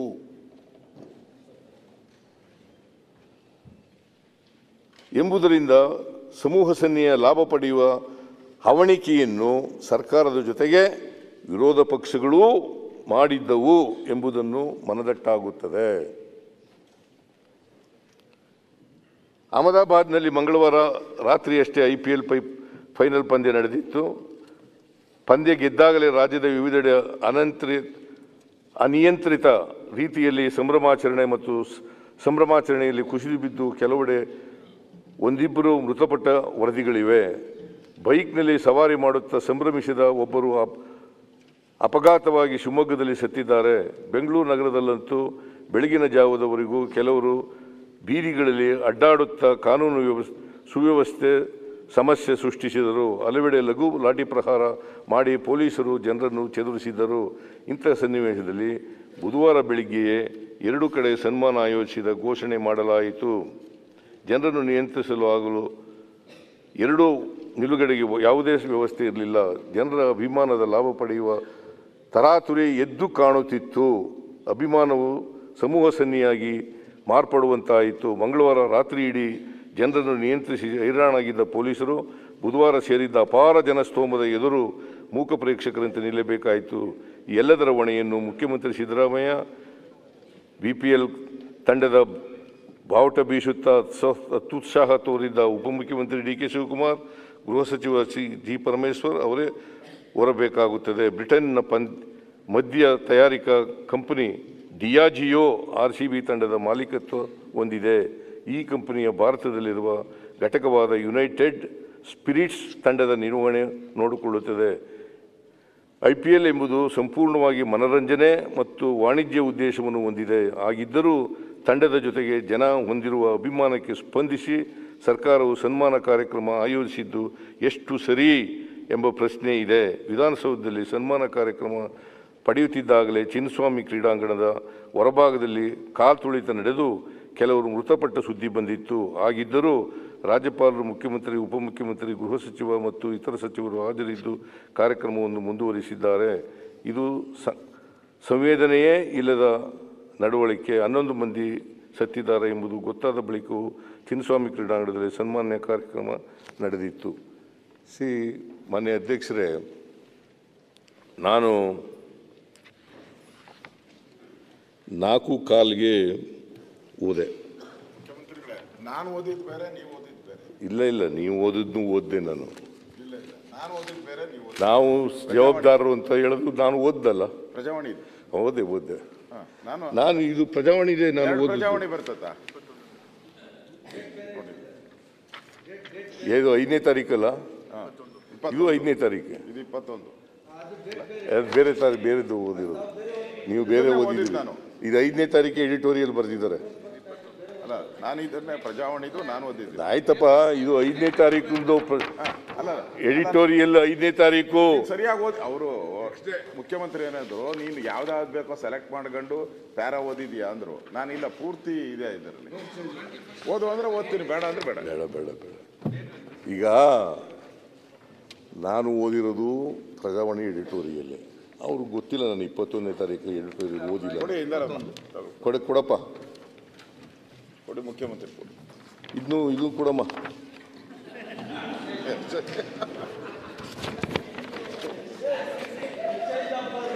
ಇದು ಜುಲೈ 21. ಓದಿ ಒಂದ್ ಸ್ವಲ್ಪ. ಜುಲೈ 21. ಇದು 5ನೇ ತಾರೀಕು ಆಗಸ್ಟ್, ಸಾರಿ ಜೂನ್ 5. ಜೂನ್ 5 ಘಟನೆ ಆದ ನೆಕ್ಸ್ಟ್ ಡೇ ಎಡಿಟೋರಿಯಲ್. ನೋಡಪ್ಪ, ಅದನ್ನ ನೋಡ್ತೀನಿ. ಸರಿ ಇದೆಯಾ? ಅದನ್ನು ನೋಡಿ. ಇದನ್ನು ನೋಡಿದ್ದೀನಿ. ನೋಡಿಲ್ಲ ನೀವು? ನೀ ಹೇಳ್ದಿಲ್ಲ, ಓದಿ ಹೇಳ್ದಿಲ್ಲ. ಕೊನೆ ಒಂದಷ್ಟು ಓದ್ಬಿಡಿ ಸರ್. ಅದರಲ್ಲಿ ಓದಿ. ಆಯ್ತು, ನೀನು ಓದಿದೆಯಲ್ಲ ಬಿಡಪ್ಪ, ನಾನು ಓದಿದ್ದೀನಿ. ಮಾನ್ಯ ಅಧ್ಯಕ್ಷರೇ, ಅದು ಸರಿ ಇದೆಯಲ್ಲ? ಎರಡು ಪ್ರಜಾವಾಣಿನೇ. ಅದು ಪ್ರಜಾವಾಣಿ ಇದೆ. ಅದೇ ಕೊನೆಯಲ್ಲಿ ಏನ್ ಬರೆದಿದ್ದಾರೆ ಹೇಳಿದ್ರಲ್ಲ ನೀವು. ಅದು ಹೇಳಿದ್ನಲ್ಲ, ಮುಖ್ಯಮಂತ್ರಿ ಇದು ಸರ್ಕಾರಕ್ಕೆ ಸಂವೇದನೆ ಇಲ್ಲ. ಅದು ಹೇಳಿದೆ, ಎಲ್ಲ ಹೇಳಿದ್ದೀನಿ. It is only editorial by newspaper Prajavani. It's not a judgment. ನಾವು ಬಂದಿರೋ ತಾಪತ್ರಯ ಏನು ಅಂತಂದರೆ, ಪತ್ರಿಕೆಯಲ್ಲಿ ಬರೋದೆಲ್ಲ, ಅಲ್ಲಿ ಅವರು ಎಡಿಟೋರಿಯಲ್ ಬರೆಯೋದೆಲ್ಲ ಜಡ್ಜ್ಮೆಂಟ್ ಅಂತ ತಿಳ್ಕೊಬಿಟ್ಟಿರ್ತೀವಿ. ಅದೇ ಬಂದಿರೋ ತಾಪತ್ರಯ ನಮಗೆ. ಅದಲ್ಲ. ಈಗ ಮಾನ್ಯ ಅಧ್ಯಕ್ಷರೇ, ಈಗ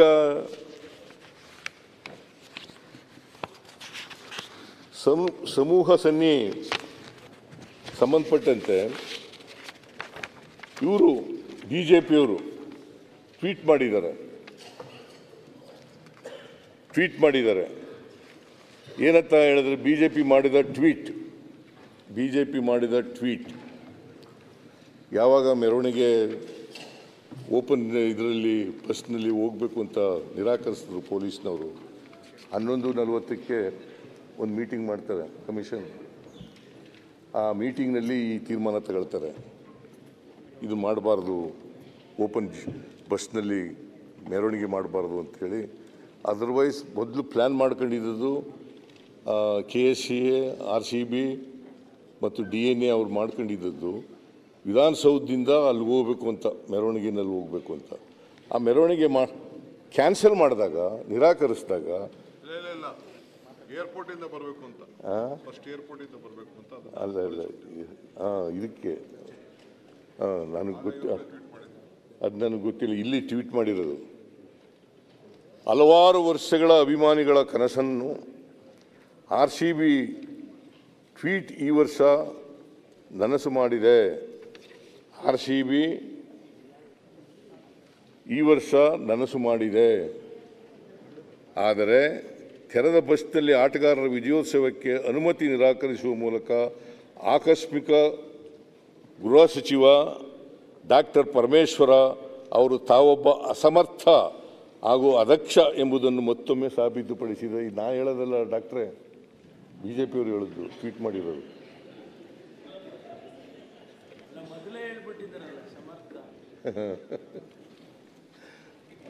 BJPಯವರು ಟ್ವೀಟ್ ಮಾಡಿರೋದು. ಇದನ್ನು ಇನ್ನೂ ಅಲ್ಗಳಿತೀರೋ ಅಡ್ಮಿಟ್ ಮಾಡ್ಕೋತೀರೋ ಗೊತ್ತಿಲ್ಲ ನನಗೆ. ಇಲ್ಲಿ ಬಿಡಪ್ಪ, ಇಲ್ಲೇ ಇದೆ.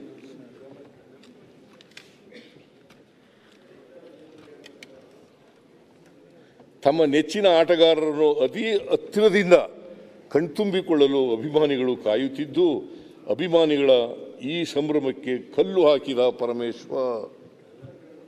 ಯಾರು ಹೇಳೋದು? ಇದು BJPಯವರು ಟ್ವೀಟ್ ಮಾಡಿ ಹೇಳೋದು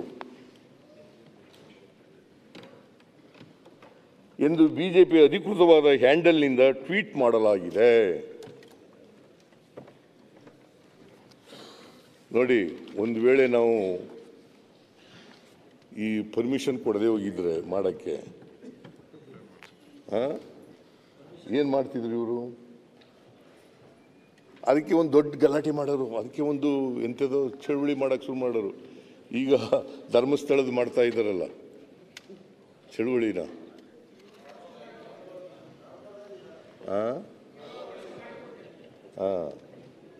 ಇದು ಧರ್ಮಸ್ಥಳದ ಹೆಗ್ಡೆಯವರೇ ಸ್ವಾಗತ ಮಾಡಿದ್ದಾರೆ. ಇವ್ರು ಹಿಡ್ಕೊಬಿಡೋದಿಲ್ಲ, ಅಲ್ಲಾಡ್ತಾ ಇದ್ದಾರೆ.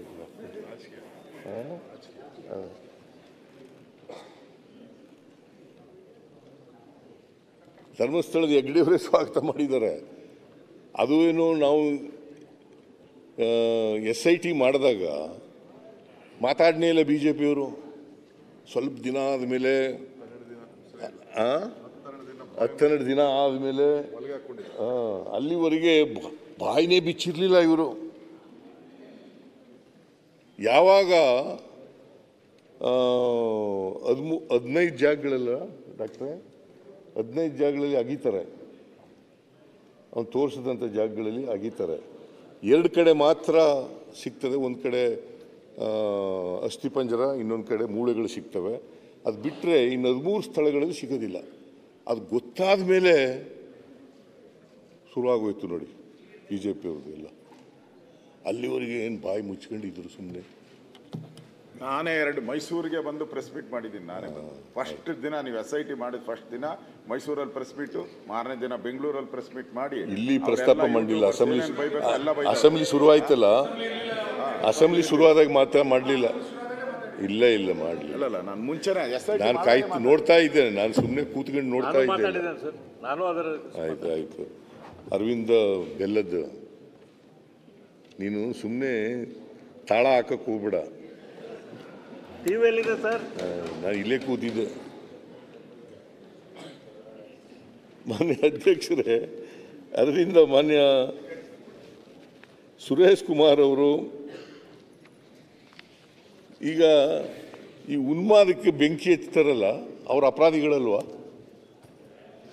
ಉನ್ಮಾದ ಇದೆ, ಜನರಲ್ಲಿ ಉನ್ಮಾದ ಇರ್ತದೆ. ಅದಕ್ಕೆ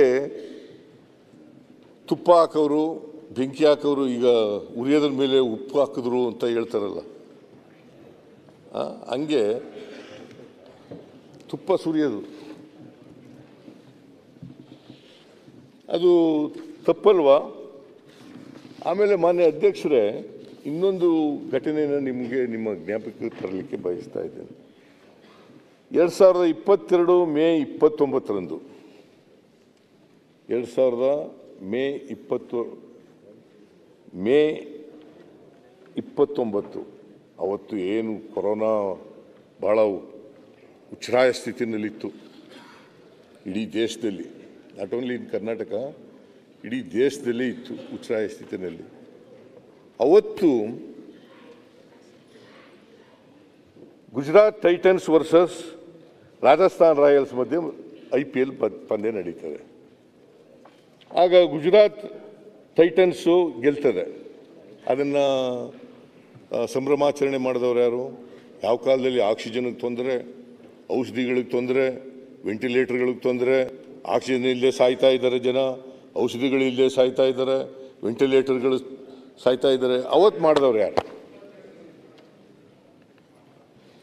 ಅವತ್ತು ಆಚರಣೆ ಮಾಡಿದವರು ಆ ಕೇಂದ್ರದ ಮಂತ್ರಿ ಅವತ್ತು ಹಾಜರಿದ್ದವರು ಯಾರು ನೋಡಲಿಕ್ಕೆ? ಅಮಿತ್ ಶಾ ಅವರು ಅವರ ಧರ್ಮಪತ್ನಿಯವರ ಜೊತೆ ಸೇರ್ಕೊಂಡು ಸೋನಾಲ್ ಶಾ ಮತ್ತು ಗುಜರಾತ್ನ ಅಂದಿನ ಮುಖ್ಯಮಂತ್ರಿ ಭೂಪೇಂದ್ರ ಪಟೇಲ್ ಇವರು ಆ ಸಂಭ್ರಮಾಚರಣೆ ಫಂಕ್ಷನ್ನಲ್ಲಿ ಹಾಜರಾಗಿರ್ತಾರೆ. ಅಷ್ಟೇ ಅಲ್ಲ, ಈ ಎಂಥದ್ದು ಟ್ರೋಫಿ ಕೊಡ್ತಾರಲ್ಲ, ಆ ಟ್ರೋಫಿನೂ ಕೂಡ ಅವರೇ ಕೊಡ್ತಾರೆ. ಜೊತೆಗೆ ಇಡೀ ಅಹಮದಾಬಾದ್ ರಸ್ತೆಯಲ್ಲಿ ಮೆರವಣಿಗೆ ಮಾಡಲಿಕ್ಕೆ ಬಿಡ್ತಾರೆ.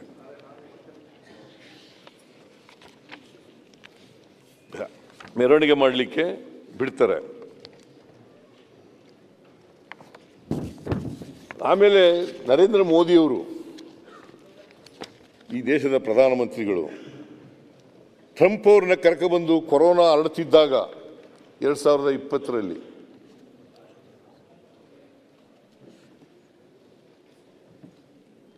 ಎಂಥದ್ದು ಹೌಡಿ ಮೋದಿ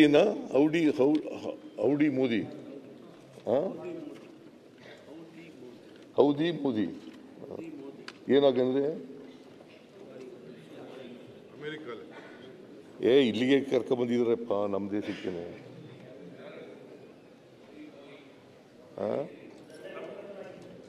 ಹೌದಿ ಮೋದಿ ಅಂತ ಹೇಳಿ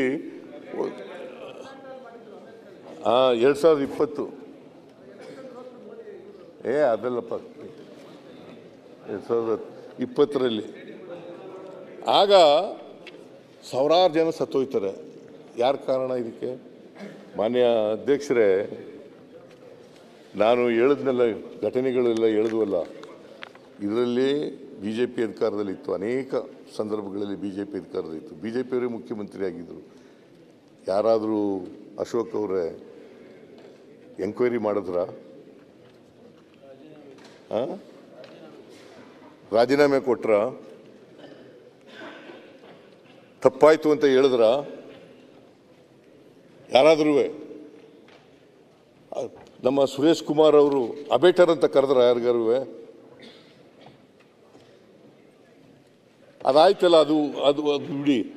ಚಾಮರಾಜನಗರದಲ್ಲಿ ನಾನು DK ಶಿವಕುಮಾರ್ ಹೋಗಿದ್ದು, 36 ಜನ ಸತ್ತೋದ್ರು. ಅವತ್ತು ಸುರೇಶ್ ಕುಮಾರ್ ಅವರು ಡಿಸ್ಟ್ರಿಕ್ಟ್ ಇನ್ಚಾರ್ಜ್ ಮಿನಿಸ್ಟ್ರು, ಸುಧಾಕರ್ ಆರೋಗ್ಯ ಮಂತ್ರಿ. ನೀವು ಹೋಗಿದ್ರಿ, ಇಬ್ಬರೇ ಸತ್ತದು. ಬಂದ್ರು ಸರ್. ಆಕ್ಸಿಜನ್ ಇಲ್ಲದೆ ಸತ್ತರು. ತನಿಖೆ ಆಯಿತು. 62 ಜನರಲ್ಲಿ 36 ಜನ ಆಕ್ಸಿಜನ್ ಇಲ್ಲದೆ ಸತ್ತೋದ್ರು. ಅವತ್ತು ಯಾರಾದರೂ ರಾಜೀನಾಮೆ ಕೊಟ್ಟರು? ತಪ್ಪಾಯಿತು ಅಂತ ಹೇಳಿದ್ರ? ನಿಮ್ಮ ಸುಧಾಕರ್ ಹೇಳಿದ್ರ? ನೀವು ಅಬೇಟರ್ ಅಂತ ಕರೆದ್ರ ಅವ್ರಿಗೆ? ನೀವೇ ಡಿಸ್ಟ್ರಿಕ್ಟ್ ಇನ್ಚಾರ್ಜ್ ಮಿನಿಸ್ಟ್ರು. ನಾನಂತೂ ಅಶೋಕ್ ಅವರಿದ್ರು ಕ್ಯಾಬಿನೆಟ್ನಲ್ಲಿ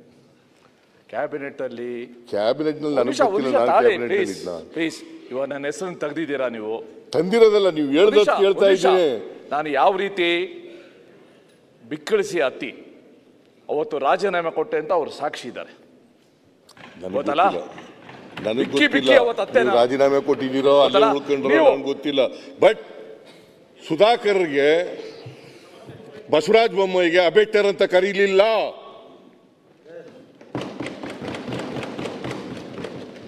ನಮಗೂ ಮಾತ್ರ ಕರೆದ್ರಿ. ಬಸವರಾಜ ಬೊಮ್ಮಾಯಿ ಕರೆದ್ರ ಅಬೇಟರ್ ಅಂತ? ಸುಧಾಕರ್ ಕರೆದ್ರ?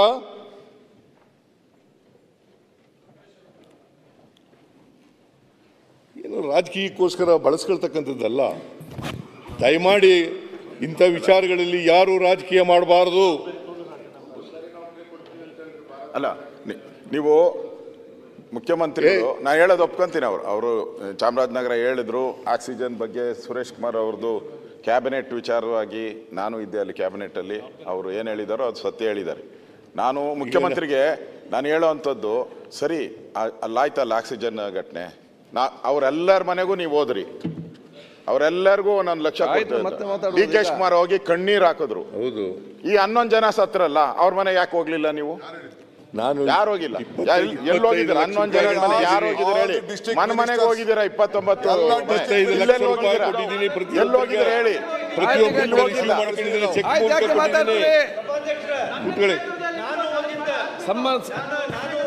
ಕನ್ಸರ್ನ್ ಡಿಸ್ಟ್ರಿಕ್ಟ್ ಮಿನಿಸ್ಟರ್ ಎಲ್ಲ ಕಡೆ ಹೋಗಿದೆ. ಓಕೆ ಸುಧಾಕರ್, ಎಲ್ಲ ಹೋಗಿದ್ರಿ, ಎಲ್ಲ ಸುಧಾಕರ್, ಸುರೇಶ್ ಎಲ್ಲ ಅವ್ರವ್ರ ಜಿಲ್ಲೆ ಹೋಗಿದ್ರಿ. ಹೋಗಿಲ್ಲ ಅಂದ್ರೆ ಸುಳ್ಳೆ ಕೇಳ್ಬೇಕು. ನಾವು ಹೋಗಿದ್ವಿ, ನಾನು ಹೋಗಿದ್ದೆ, ಸುಧಾಕರ್ ಗೊತ್ತಿಲ್ಲ ಬಿಡಪ್ಪ, ಗೊತ್ತಿಲ್ಲ. ಶಿವಮೊಗ್ಗದಲ್ಲಿ ಮಿನಿಸ್ಟ್ರಿಗೆ ಹೇಳಿದ್ದೆ ನಾನು. ಎಲ್ಲ ಶಿವಮೊಗ್ಗ ಮಿನಿಸ್ಟರ್ ಹೊಂಟೋದ್ರ. ಆಮೇಲೆ ಬೆಂಗಳೂರಿನಲ್ಲಿ ನಮ್ಮ ಮಿನಿಸ್ಟರ್ ಕಳಿಸಿದ್ದೆ ನಾನು. ಆಮೇಲೆ ಸತ್ತ ಕುಟುಂಬದವರಿಗೆ 25 ಲಕ್ಷ ರೂಪಾಯಿ ಪರಿಹಾರವಾಗಿ ಕೊಟ್ಟಿದ್ದೀವಿ. ಮತ್ತೆ ಎಲ್ಲರೂ ಕೂಡ ಚೆಕ್ ಇಸ್ಕೊಂಡಿದ್ದಾರೆ. ಎಲ್ಲರೂ ಕೂಡ ಚೆಕ್ ಇಸ್ಕೊಂಡಿದ್ದಾರೆ.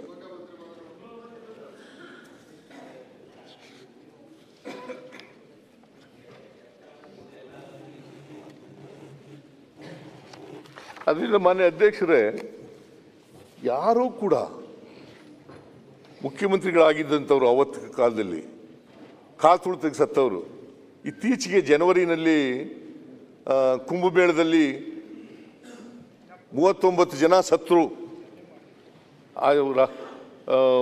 ಎಂತವನು ಆದಿತ್ಯನಾಥ್, ಯೋಗಿ ಆದಿತ್ಯನಾಥ್ ರಾಜೀನಾಮೆ ಕೊಟ್ರ.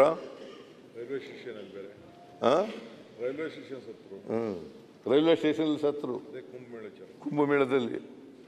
ಇತ್ತೀಚೆಗೆ ಓಲಿ ಅದು ಬಿಡಿ, ಇತ್ತೀಚೆಗೆ ಗುಜರಾತ್ನಲ್ಲಿ ಒಂದು ಏರ್ ಇಂಡಿಯಾದವರು ಹೋಗಿ 264 ಜನ ಸತ್ರು. ರಾಜೀನಾಮೆ ಕೊಟ್ರ.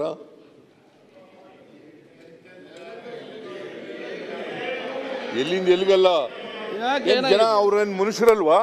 ಸತ್ತೋದವರೆಲ್ಲ ಮನುಷ್ಯರಲ್ವಾ?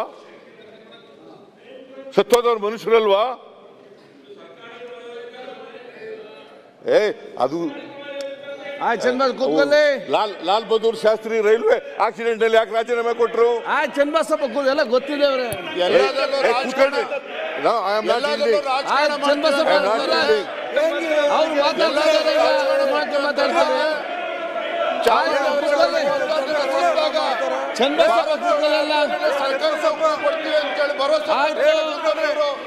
ಸರ್ಕಾರ ಚಾಮರಾಜನಗರದ 36 ಜನಕ್ಕೆ ಸರ್ಕಾರಿ ನೌಕರಿ ಕೊಟ್ಟಿಲ್ಲ. ಮಾಡ್ತಾ ಇರ್ತಕ್ಕಂಥವ್ರು ಬಿಜೆಪಿ ಎಲ್ಲ. ಹಾವೇರಿನಲ್ಲಿ ಗೊಬ್ಬರ ಕೇಳಿದಾಗ ಇಬ್ಬರು ರೈತರು ಬಿಜೆಪಿ ರಾಜಕಾರಣ ಮಾಡ್ತೀವಿ ಅಂತ ರಾಜೀನಾಮೆ ಕೊಟ್ರ. ಯಾತ್ರೆ ಸಂದರ್ಭದಲ್ಲಿ ಯಡಿಯೂರಪ್ಪ ಅವರು ರಾಜೀನಾಮೆ ಕೊಟ್ರ. ಸರ್ಕಾರಿ ನೌಕರಿ ಕೊಡ್ತೀವಿ ಅಂತ ಹೇಳಿದ್ರು. ರಾಜೀನಾಮೆ ಕೊಟ್ರ. ಸರ್ಕಾರಿ ನೌಕರಿ ಕೊಟ್ಟಿಲ್ಲ. ರಾಜೀನಾಮೆ ಕೊಟ್ರ. ತಪ್ಪಾಯ್ತು ಅಂತ ಹೇಳಿದ್ರ. 36 ಜನಕ್ಕೆ ಸರ್ಕಾರಿ ನೌಕರಿ ಕೊಟ್ರ. ಹಾಗಾದ್ರೆ 2006ರಲ್ಲಿ ರಾಜ್ಕುಮಾರ್ ಅವರು ಮೃತಪಟ್ಟರು. 7 ಜನ ಸತ್ತೋದ್ರು ಗೋಲಿಬಾರ್ನಲ್ಲಿ. ಆಗ ಕುಮಾರಸ್ವಾಮಿ ಮುಖ್ಯಮಂತ್ರಿ, ಮಿಸ್ಟರ್ ಯಡಿಯೂರಪ್ಪನವರು ಉಪಮುಖ್ಯಮಂತ್ರಿ. ರಾಜೀನಾಮೆ ಕೊಟ್ರ. ರಾಜೀನಾಮೆ ಕೊಟ್ರ. ತಪ್ಪಾಯ್ತು ಅಂತ ಹೇಳಿದ್ರ. ಆಯ್ತು ಆಯ್ತಪ್ಪ ಆಯ್ತು ಕೂತ್ಕೊಳ್ಳಿ ಆಯ್ತು ಆಯ್ತು ಕೂತ್ಕೊಳ್ಳಿ ಆಯ್ತು ಆಗ ಮಾತಾಡ್ತಾರೆ ನೀವು ಆಯ್ತು ಸುಮ್ಮನೆ ಕೂತ್ಕೊಳ್ಳಿ ನೀವ್ಯಾಕೆ ಅಂತ ಹೇಳ್ತೀರಿ ಕೂತ್ಕೊಳ್ಳಿ ದುರ್ವ್ಯಾಲ್ ಯಾಕೆ ಏನಾಗಿದೆ ನಿಮ್ಗೆ ಇವತ್ತು ಇಲ್ಲಿ ಮುಖ್ಯಮಂತ್ರಿ ಮಾತಾಡ್ತಾರೆ ಸುಮ್ಮನೆ ಕೂತ್ಕೊಳ್ಳಿ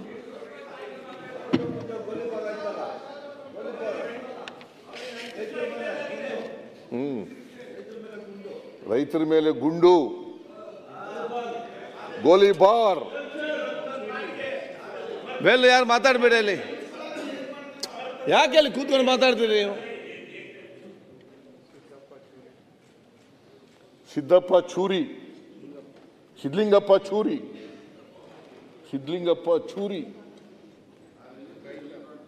ಇನ್ನೊಬ್ಬ ಯಾರು ರೈತ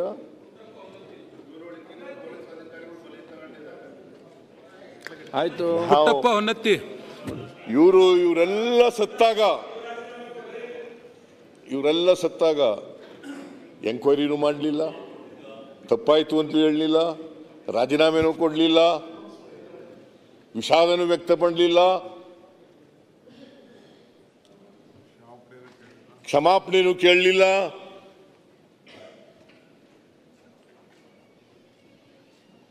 ನಮಗೆ ಪಾಠ ಹೇಳ್ಕೊಡ್ತೀರಾ ನೀವು?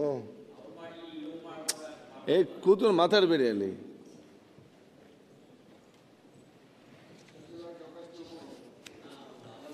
ಆಮೇಲೆ ಮಾನ್ಯ ಅಧ್ಯಕ್ಷರೇ, ನಾನು ಕೂಡಲೇ 4ನೇ ತಾರೀಕಿಗೆ ಮ್ಯಾಜಿಸ್ಟ್ರಿಯಲ್ ಎಂಕ್ವೈರಿ ಮಾಡಿಸ್ದೆ.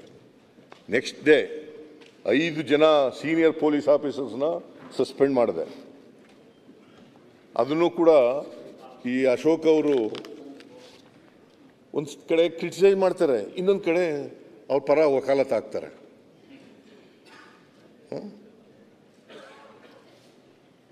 ಈಗ ನೋಡಿ, 3ನೇ ತಾರೀಕಿಗೆ ಪತ್ರ ಕೊಡ್ತಾರೆ ಅವರು, ಪರ್ಮಿಷನ್ ಕೊಡಿ, ನಾವು 2 ಕಡೆ ಸಂಭ್ರಮಾಚರಣೆ ಮಾಡಬೇಕು ಅಂತ. ಅವರು ಪೊಲೀಸ್ನವರು ಅಲ್ಲೇ ಯಾರು ಗಿರೀಶ್ ಅಂತ ಇನ್ಸ್ಪೆಕ್ಟರು, ಅವನು ಪರ್ಮಿಷನ್ ಕೊಡಲ್ಲ. ಪರ್ಮಿಷನ್ ಕೊಡುವಾಗ ರೈಟಿಂಗ್ನಲ್ಲಿ ಕೊಡಲಿಲ್ಲ, ನಿರಾಕರಿಸಿದ್ದೀವಿ ಅಂತೇಳಿ ರೈಟಿಂಗ್ನಲ್ಲಿ ಕೊಡಲಿಲ್ಲ. ಆಮೇಲೆ ಬೆಳಿಗ್ಗೆ 7 ಗಂಟೆ 1 ನಿಮಿಷಕ್ಕೆ RCB ಅವರು KSCNವರು ಟ್ವೀಟ್ ಮಾಡ್ತಾರೆ, ಪೋಸ್ಟ್ ಮಾಡ್ತಾರೆ. ಏನಂತ ಅಂತಂದರೆ 7:10 ಮಾಡ್ತಾರೆ, 7:01 ನಿಮಿಷಕ್ಕೆ, 8 ಗಂಟೆಗೆ 1 ಮಾಡ್ತಾರೆ. 7:01 ನಿಮಿಷಕ್ಕೆ ಮಾಡಿರೋದನ್ನು 16 ಲಕ್ಷ ಜನ ನೋಡಿದ್ದಾರೆ. 8 ಗಂಟೆಯಲ್ಲಿ ಮಾಡಿದ್ದಕ್ಕೆ 4 ಲಕ್ಷದ ಚಿಲ್ಲರೆ ಜನ ನೋಡ್ತಾರೆ. ಆಮೇಲೆ 3:10 ಮಾಡ್ತಾರೆ, ಆಗ 7,10,000 ಜನ ನೋಡ್ತಾರೆ. ಈ ಪೊಲೀಸ್ನವರು ಇಷ್ಟೆಲ್ಲ ಪೋಸ್ಟ್ ಮಾಡಿದ್ರು ಕೂಡ ಯಾಕೆ ಬಿಟ್ಟು ಏನು ಕ್ರಮ ತಗೊಂಡ್ರು? ಏನು ಕ್ರಮ ತಗೊಳ್ಳಿಲ್ಲ. ಅದನ್ನ ಡಿಲೀಟ್ ಮಾಡಿಸ್ತಕ್ಕಂಥ ಪ್ರಯತ್ನ ಮಾಡಲಿಲ್ಲ. ಅವ್ರ ಜೊತೆ ಶಾಮೀಲಾಗಿ ಅವ್ರು ಮಾಡೋಕ್ಕೆ ಬಿಟ್ಬಿಟ್ರು. ಸರ್, ನೀವು ಸರ್ಕಾರದಿಂದ ಬೆಲ್ಲ ಕೂತ್ಕೊಳ್ಳಿ ಆಯ್ತಪ್ಪ, ಕೂತ್ಕೊಳ್ರಿ. ಅರವಿಂದ ಬೆಲ್ಲ ಮಾತಾಡಬೇಡಿ. ಬೆಲ್ಲ ನಾನು ಅಶೋಕ ಮಾತಾಡುವಾಗ ಮೊದಲು ಮಾತಾಡ್ಲಿಲ್ಲ. ಬೆಲ್ಲ ಮಾತಾಡ್ತೀರಿ. ಸಿಸಿ ಪಾಟೀಲ್ ಅವರು ಯಾಕೆ ಮಾತಾಡ್ತೀರಿ? ಆಯ್ತು, ಅವ್ರಿಗೆ ಆಕ್ಷನ್ ಹೇಳ್ತಾರೆ, ನೀವ್ ಯಾಕೆ, ನಿಮ್ಗೇನು ಸಮಸ್ಯೆ? ಅವ್ರಿಗೆ ಆಕ್ಷನ್ ತಗೊಂಡು ಅವ್ರು ಹೇಳ್ತಾರೆ ಯಾಕೆ ತಗೊಂಡಿದ್ದೇವೆ ಅಂತ ಹೇಳಿ. ನೀವು ಅದಕ್ಕೆ ಕೌಂಟರ್ ಮಾತಾಡ್ತೀರಿ. ನೀವ್ ಯಾಕೆ ಕೌಂಟರ್ ಮಾತಾಡ್ತೀರಿ? ಅರೆ, ಏನ್ ಆಕ್ಷನ್ ಸರ್ಕಾರ ಹೇಳ್ತಾ ಉತ್ತರ ಕೊಡ್ತದೆ, ನೀವ್ ಯಾಕೆ ಮಾತಾಡ್ತೀರಿ ಮಧ್ಯದಲ್ಲಿ? ನೀವೆಲ್ಲ ಹೇಳಬೇಕಾಗಿದ್ದೆಲ್ಲ ಹೇಳಿದ್ದೀರಲ್ರಿ, ಕೂತ್ಕೊಳ್ಳಿ. ಈಗ ಯಾಕೆ ಸುಮ್ಮನೆ ಕೌಂಟರ್ ಮಾತಾಡ್ತೀರಿ? ಸರ್ಕಾರ ಆಕ್ಷನ್ ತಗೊಂಡ್ರೆ ಯಾಕೆ ತಗೊಂಡು ಹೇಳ್ತಾರೆ, ಅದನ್ನ ಮುಂದೆ ಪಾಲನೆ ಮಾಡಿ. ಬೇಕಾದಾಗೆ ಮಾನ್ಯ ಸಭಾಧ್ಯಕ್ಷರೇ, ಇದನ್ನ ಪಾಲನೆ ಮಾಡಿ. ವಿರೋಧ ಪಕ್ಷದ ನಾಯಕರು ಮಾತಾಡುವಾಗ ಯಾರು ಕೂಡ ಮಾತಾಡಬಾರ್ದು. ಚೀಫ್ ಮಿನಿಸ್ಟರ್ ಮಾತಾಡುವಾಗ ಯಾರು ಕೂಡ ಮಾತಾಡಬಾರ್ದು. ಡೆಪ್ಯೂಟಿ ಚೀಫ್ ಮಿನಿಸ್ಟರ್ ಮಾತಾಡುವಾಗ ಮಾತಾಡಬಾರ್ದು. ಮಾಡಿ ಹಂಗೆ ಮಾಡಿದೆವು ಆಲ್ರೆಡಿ. ಎರಡೂ ಕಡೆಯವರು ಮಾಡಲಿ. ನಾನು ಪೂರ ಭಾಷಣ ಕೇಳಿದ್ದೀನಿ ಅಶೋಕ್ ಅವ್ರದ. ಒಂದು ಶಬ್ದ ಮಾತಾಡಲಿಲ್ಲ ನಾನು. ಕೇಳ್ಬಿಟ್ಟು ಅವ್ರ ಭಾಷಣ ಮುಗಿದ ಮೇಲೆ ಓದೆ ನಾನು. ಮಧ್ಯೆ ಹೇಳ್ತಕ್ಕಂಥದ್ದು ಅದು ಪ್ರಜಾಪ್ರಭುತ್ವದ ಲಕ್ಷಣನೂ ಅಲ್ಲ, ಸಂಸದೀಯ ವ್ಯವಸ್ಥೆಯ ಲಕ್ಷಣನೂ ಅಲ್ಲ. ನೀವು ಏನಾದರೂ ನನಗೆ ಡಿಸ್ಟರ್ಬ್ ಮಾಡಬೇಕು ಅಂತ ಅನ್ಕೊಂಡ್ರೆ, ಡಿವಿಯೇಟ್ ಮಾಡಬೇಕು ಅಂತ ಅನ್ಕೊಂಡ್ರೆ ನಿಮ್ಮ ಗ್ರಹಿಕೆ ತಪ್ಪು. ನಾನು ಡಿಸ್ಟರ್ಬು ಆಗಲ್ಲ, ಡಿವಿಯೇಟು ಆಗಲ್ಲ.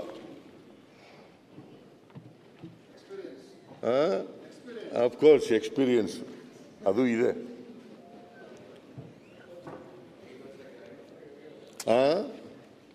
ಯಾರಪ್ಪ ನಾನು 5 ವರ್ಷ ಗ್ಯಾರಂಟಿ ನಾನು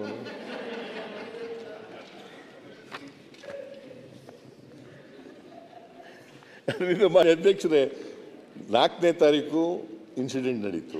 4ನೇ ತಾರೀಕೆ ಸಾಯಂಕಾಲ ಮ್ಯಾಜಿಸ್ಟ್ರಿಯಲ್ ಎಂಕ್ವೈರಿ ಮಾಡಿಸ್ದೆ. ಆಮೇಲೆ 5ನೇ ತಾರೀಕು ಸಸ್ಪೆಂಡ್ ಮಾಡಿದೆ. 5ನೇ ತಾರೀಕೆ Michael Cunha, retired high court judge, ಅವರ ಅಧ್ಯಕ್ಷತೆಯಲ್ಲಿ 1 ಮ್ಯಾನ್ ಕಮಿಷನ್ ಮಾಡಿದೆ.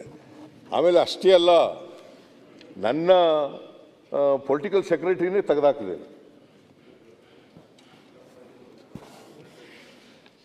ಆಮೇಲೆ 6ನೇ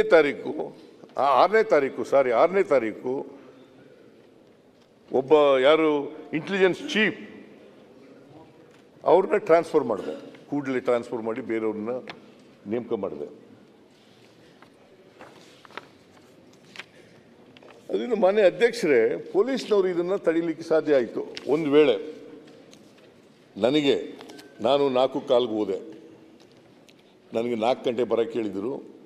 ಬಂದು ಆಫೀಸ್ನಲ್ಲಿ ಕೂತಿದ್ದೆ, ನಮ್ಮ ಚೀಫ್ ಮಿನಿಸ್ಟರ್ ಆಫೀಸ್ನಲ್ಲಿ ಕೂತಿದ್ದೆ. ಆಮೇಲೆ ನನಗೆ 4:15 ಬರಬೇಕು ಅಂತಂದರು. 4:15 ಹೋದೆ. ಅದು ಫಂಕ್ಷನ್ 5 ಗಂಟೆ ಶುರುವಾಯಿತು.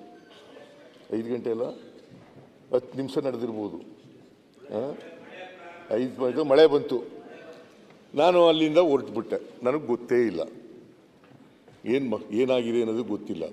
ಮತ್ತು ಇಲ್ಲಿ ಸ್ಟೇಡಿಯಂನಲ್ಲಿ ಏನಾಗಿದೆ ಅನ್ನೋದು ಗೊತ್ತಿಲ್ಲ ನನಗೆ. ಸತ್ಯ ಹೇಳ್ತಾ ಇದ್ದೀನಿ. ತಿಂಡಿ ತಿನ್ಕೊಂಡು ಹೋಟೆಲ್ನಲ್ಲಿ ಈಚೆ ಬಂದ ಮೇಲೆ ಬರಲಿಲ್ಲ. ನಾನು ಗವರ್ನರ್ಗೆ ನಾನೇ ಫೋನ್ ಮಾಡಿದೆ, ನೀವು ಬರ್ರಿ ಅಂತ. ರಾಜ್ಯಪಾಲರಿಗೆ ನಾನೇ ಫೋನ್ ಮಾಡಿ ಹೇಳಿದೆ, ಬರ್ರಿ ನಾವು ಅಂತ ಹೇಳ್ತೀವಿ. ನಾನು, ಗವರ್ನರು, ಡೆಪ್ಟಿ ಚೀಫ್ ಮಿನಿಸ್ಟರು, ಗೃಹ ಮಂತ್ರಿಗಳು, ಇನ್ನೂ ಕೆಲವು ಮಂತ್ರಿಗಳೆಲ್ಲ ಇದ್ದರು. ಅದು ಏನು ಭಾಳ ಗೊಂದಲ ಆಗೋಯ್ತು ಅಂತ ಒಂದು ಎಲ್ಲ ಫೋಟೋ ಎಲ್ಲ ತೋರಿಸಿದ್ರು. ನಿಜ, ಈ ಉನ್ಮಾದ ಇದೆಯಲ್ಲ, ಸಮೂಹ ಸನ್ನಿ ಇದೆಯಲ್ಲ, ಇದರಲ್ಲಿ ಅನೇಕ ಸಾರಿ ಇವರು ಫೋನ್ ತಗೊಂಡು ಹೇಳಿದ್ರು ಡಿ.ಕೆ. ಶಿವಕುಮಾರ್. ಆದರೆ ಜನ ಕೇಳೋ ಪರಿಸ್ಥಿತಿಯಲ್ಲಿ ಇರಲಿಲ್ಲ ಅವತ್ತು. ಅಸೆಂಬ್ಲಿಯಲ್ಲೇ ಕೇಳೋದಿಲ್ಲ ಅವರು. ಅಸೆಂಬ್ಲಿಯಲ್ಲಿ ಇವ್ರು ಕೇಳೋದಿಲ್ಲ. ನೀವು ಪಾಪ ನೀವು ಎಷ್ಟೊಂದು ನಿಮ್ಮ ಗಂಟಲೆಲ್ಲ ಶೋಷಣೆ ಮಾಡ್ಕೊತೀರಿ, ಕೇಳೋದೇ ಇಲ್ಲ ಯಾರೂ. ಮಾನ್ಯ ಅಧ್ಯಕ್ಷರೇ, ನಾವು ಏನೇನು ಕ್ರಮಗಳು ತಗೋಬೇಕು ಎಲ್ಲ ಕ್ರಮಗಳನ್ನು ಕೂಡ ತಗೊಂಡಿದ್ದೀವಿ. ಸಸ್ಪೆಂಡ್ ಮಾಡಿದ್ದೀವಿ. 3 ಜನ IPS ಆಫೀಸರ್ಗಳು, ಒಬ್ಬರು ACP, ಒಬ್ಬರು ಇನ್ಸ್ಪೆಕ್ಟ್ರು, 5 ಜನನು ಕೂಡ ಮಾಡಿದ್ದೀವಿ. ಆಮೇಲೆ ಕೂಡಲೇ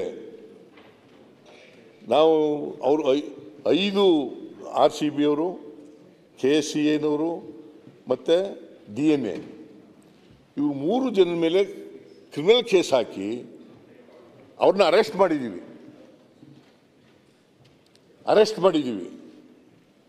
ಬಹುಶಃ ಇದನ್ನೆಲ್ಲ ಹೇಳಿರ್ಬೇಕು ಅಂತ ಅನಿಸುತ್ತೆ. ಹೇಳಿದ್ದೀರಿ. ನಾನು ಇರಲಿಲ್ವಲ್ಲ, ಅದರಿಂದ ಹೇಳ್ತಾ ಇದ್ದೀನಿ ಅಷ್ಟೇ. ಏನೇನು ಹೇಳಿದ್ದೀರಿ ಅಂತ ಹೇಳ್ಬಿಟ್ರೆ ನಾನು ಬಿಟ್ಬಿಡ್ತೀನಿ ಅಂತ.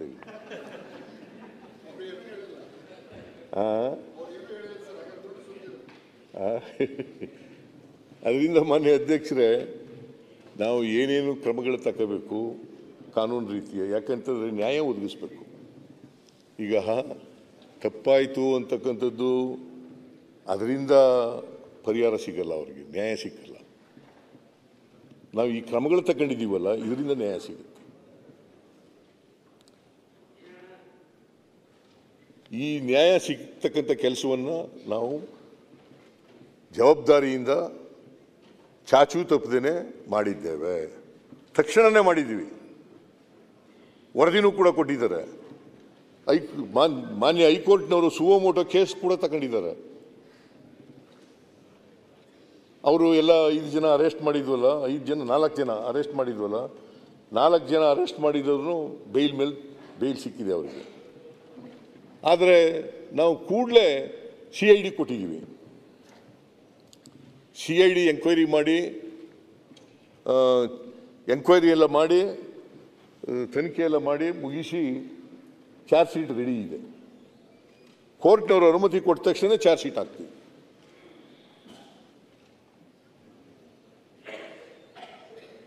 ಆದ್ದರಿಂದ ಇವರು ಹೇಳುತ್ತಾರಲ್ಲ, ಸರ್ಕಾರ ಜವಾಬ್ದಾರಿ, ಸರ್ಕಾರ ಕಾರಣ, ಇದಕ್ಕೆ ಸಿದ್ದರಾಮಯ್ಯ ಕಾರಣ, DK ಶಿವಕುಮಾರ್ ಕಾರಣ, ಇವರೆಲ್ಲ ಗೃಹ ಮಂತ್ರಿಗಳು ಪರಮೇಶ್ವರ್ ಕಾರಣ, ಇವರೆಲ್ಲ ರಾಜೀನಾಮೆ ಕೊಡಬೇಕು ಅಂತ ಹೇಳ್ತಕ್ಕಂಥದ್ದು ಸರಿಯಲ್ಲ. ಯಾಕೆಂದರೆ ಇವರು ಈ ಘಟನೆಗಳು ನಡೆದಿದ್ದಾವಲ್ಲ, ಎಲ್ಲೂ ಕೂಡ ತನಿಖೆನೂ ಮಾಡಿಲ್ಲ, ತಪ್ಪಾಯಿತು ಅಂತಲೂ ಹೇಳಿಲ್ಲ, ರಾಜೀನಾಮೆನೂ ಕೊಟ್ಟಿಲ್ಲ, ಕ್ಷಮಾಪಣೆನೂ ಕೇಳಿಲ್ಲ. ಆದರೂ ನಾನು ಮತ್ತೊಮ್ಮೆ, ಈಗಾಗಲೇ ಒಂದು ಸಾರಿ ವಿಷಾದ ವ್ಯಕ್ತ ಮಾಡಿದ್ದೀನಿ, ಮತ್ತೊಮ್ಮೆ ಈ ಘಟನೆ ನಡೀಬಾರ್ದಾಗಿತ್ತು, ನಡೀಬಾರ್ದಂಥ ದುರಂತ ನಡೆದಿದೆ, ಆದರೂ ನಾನು ವಿಷಾದವನ್ನು ವ್ಯಕ್ತ ಮಾಡ್ತೇನೆ.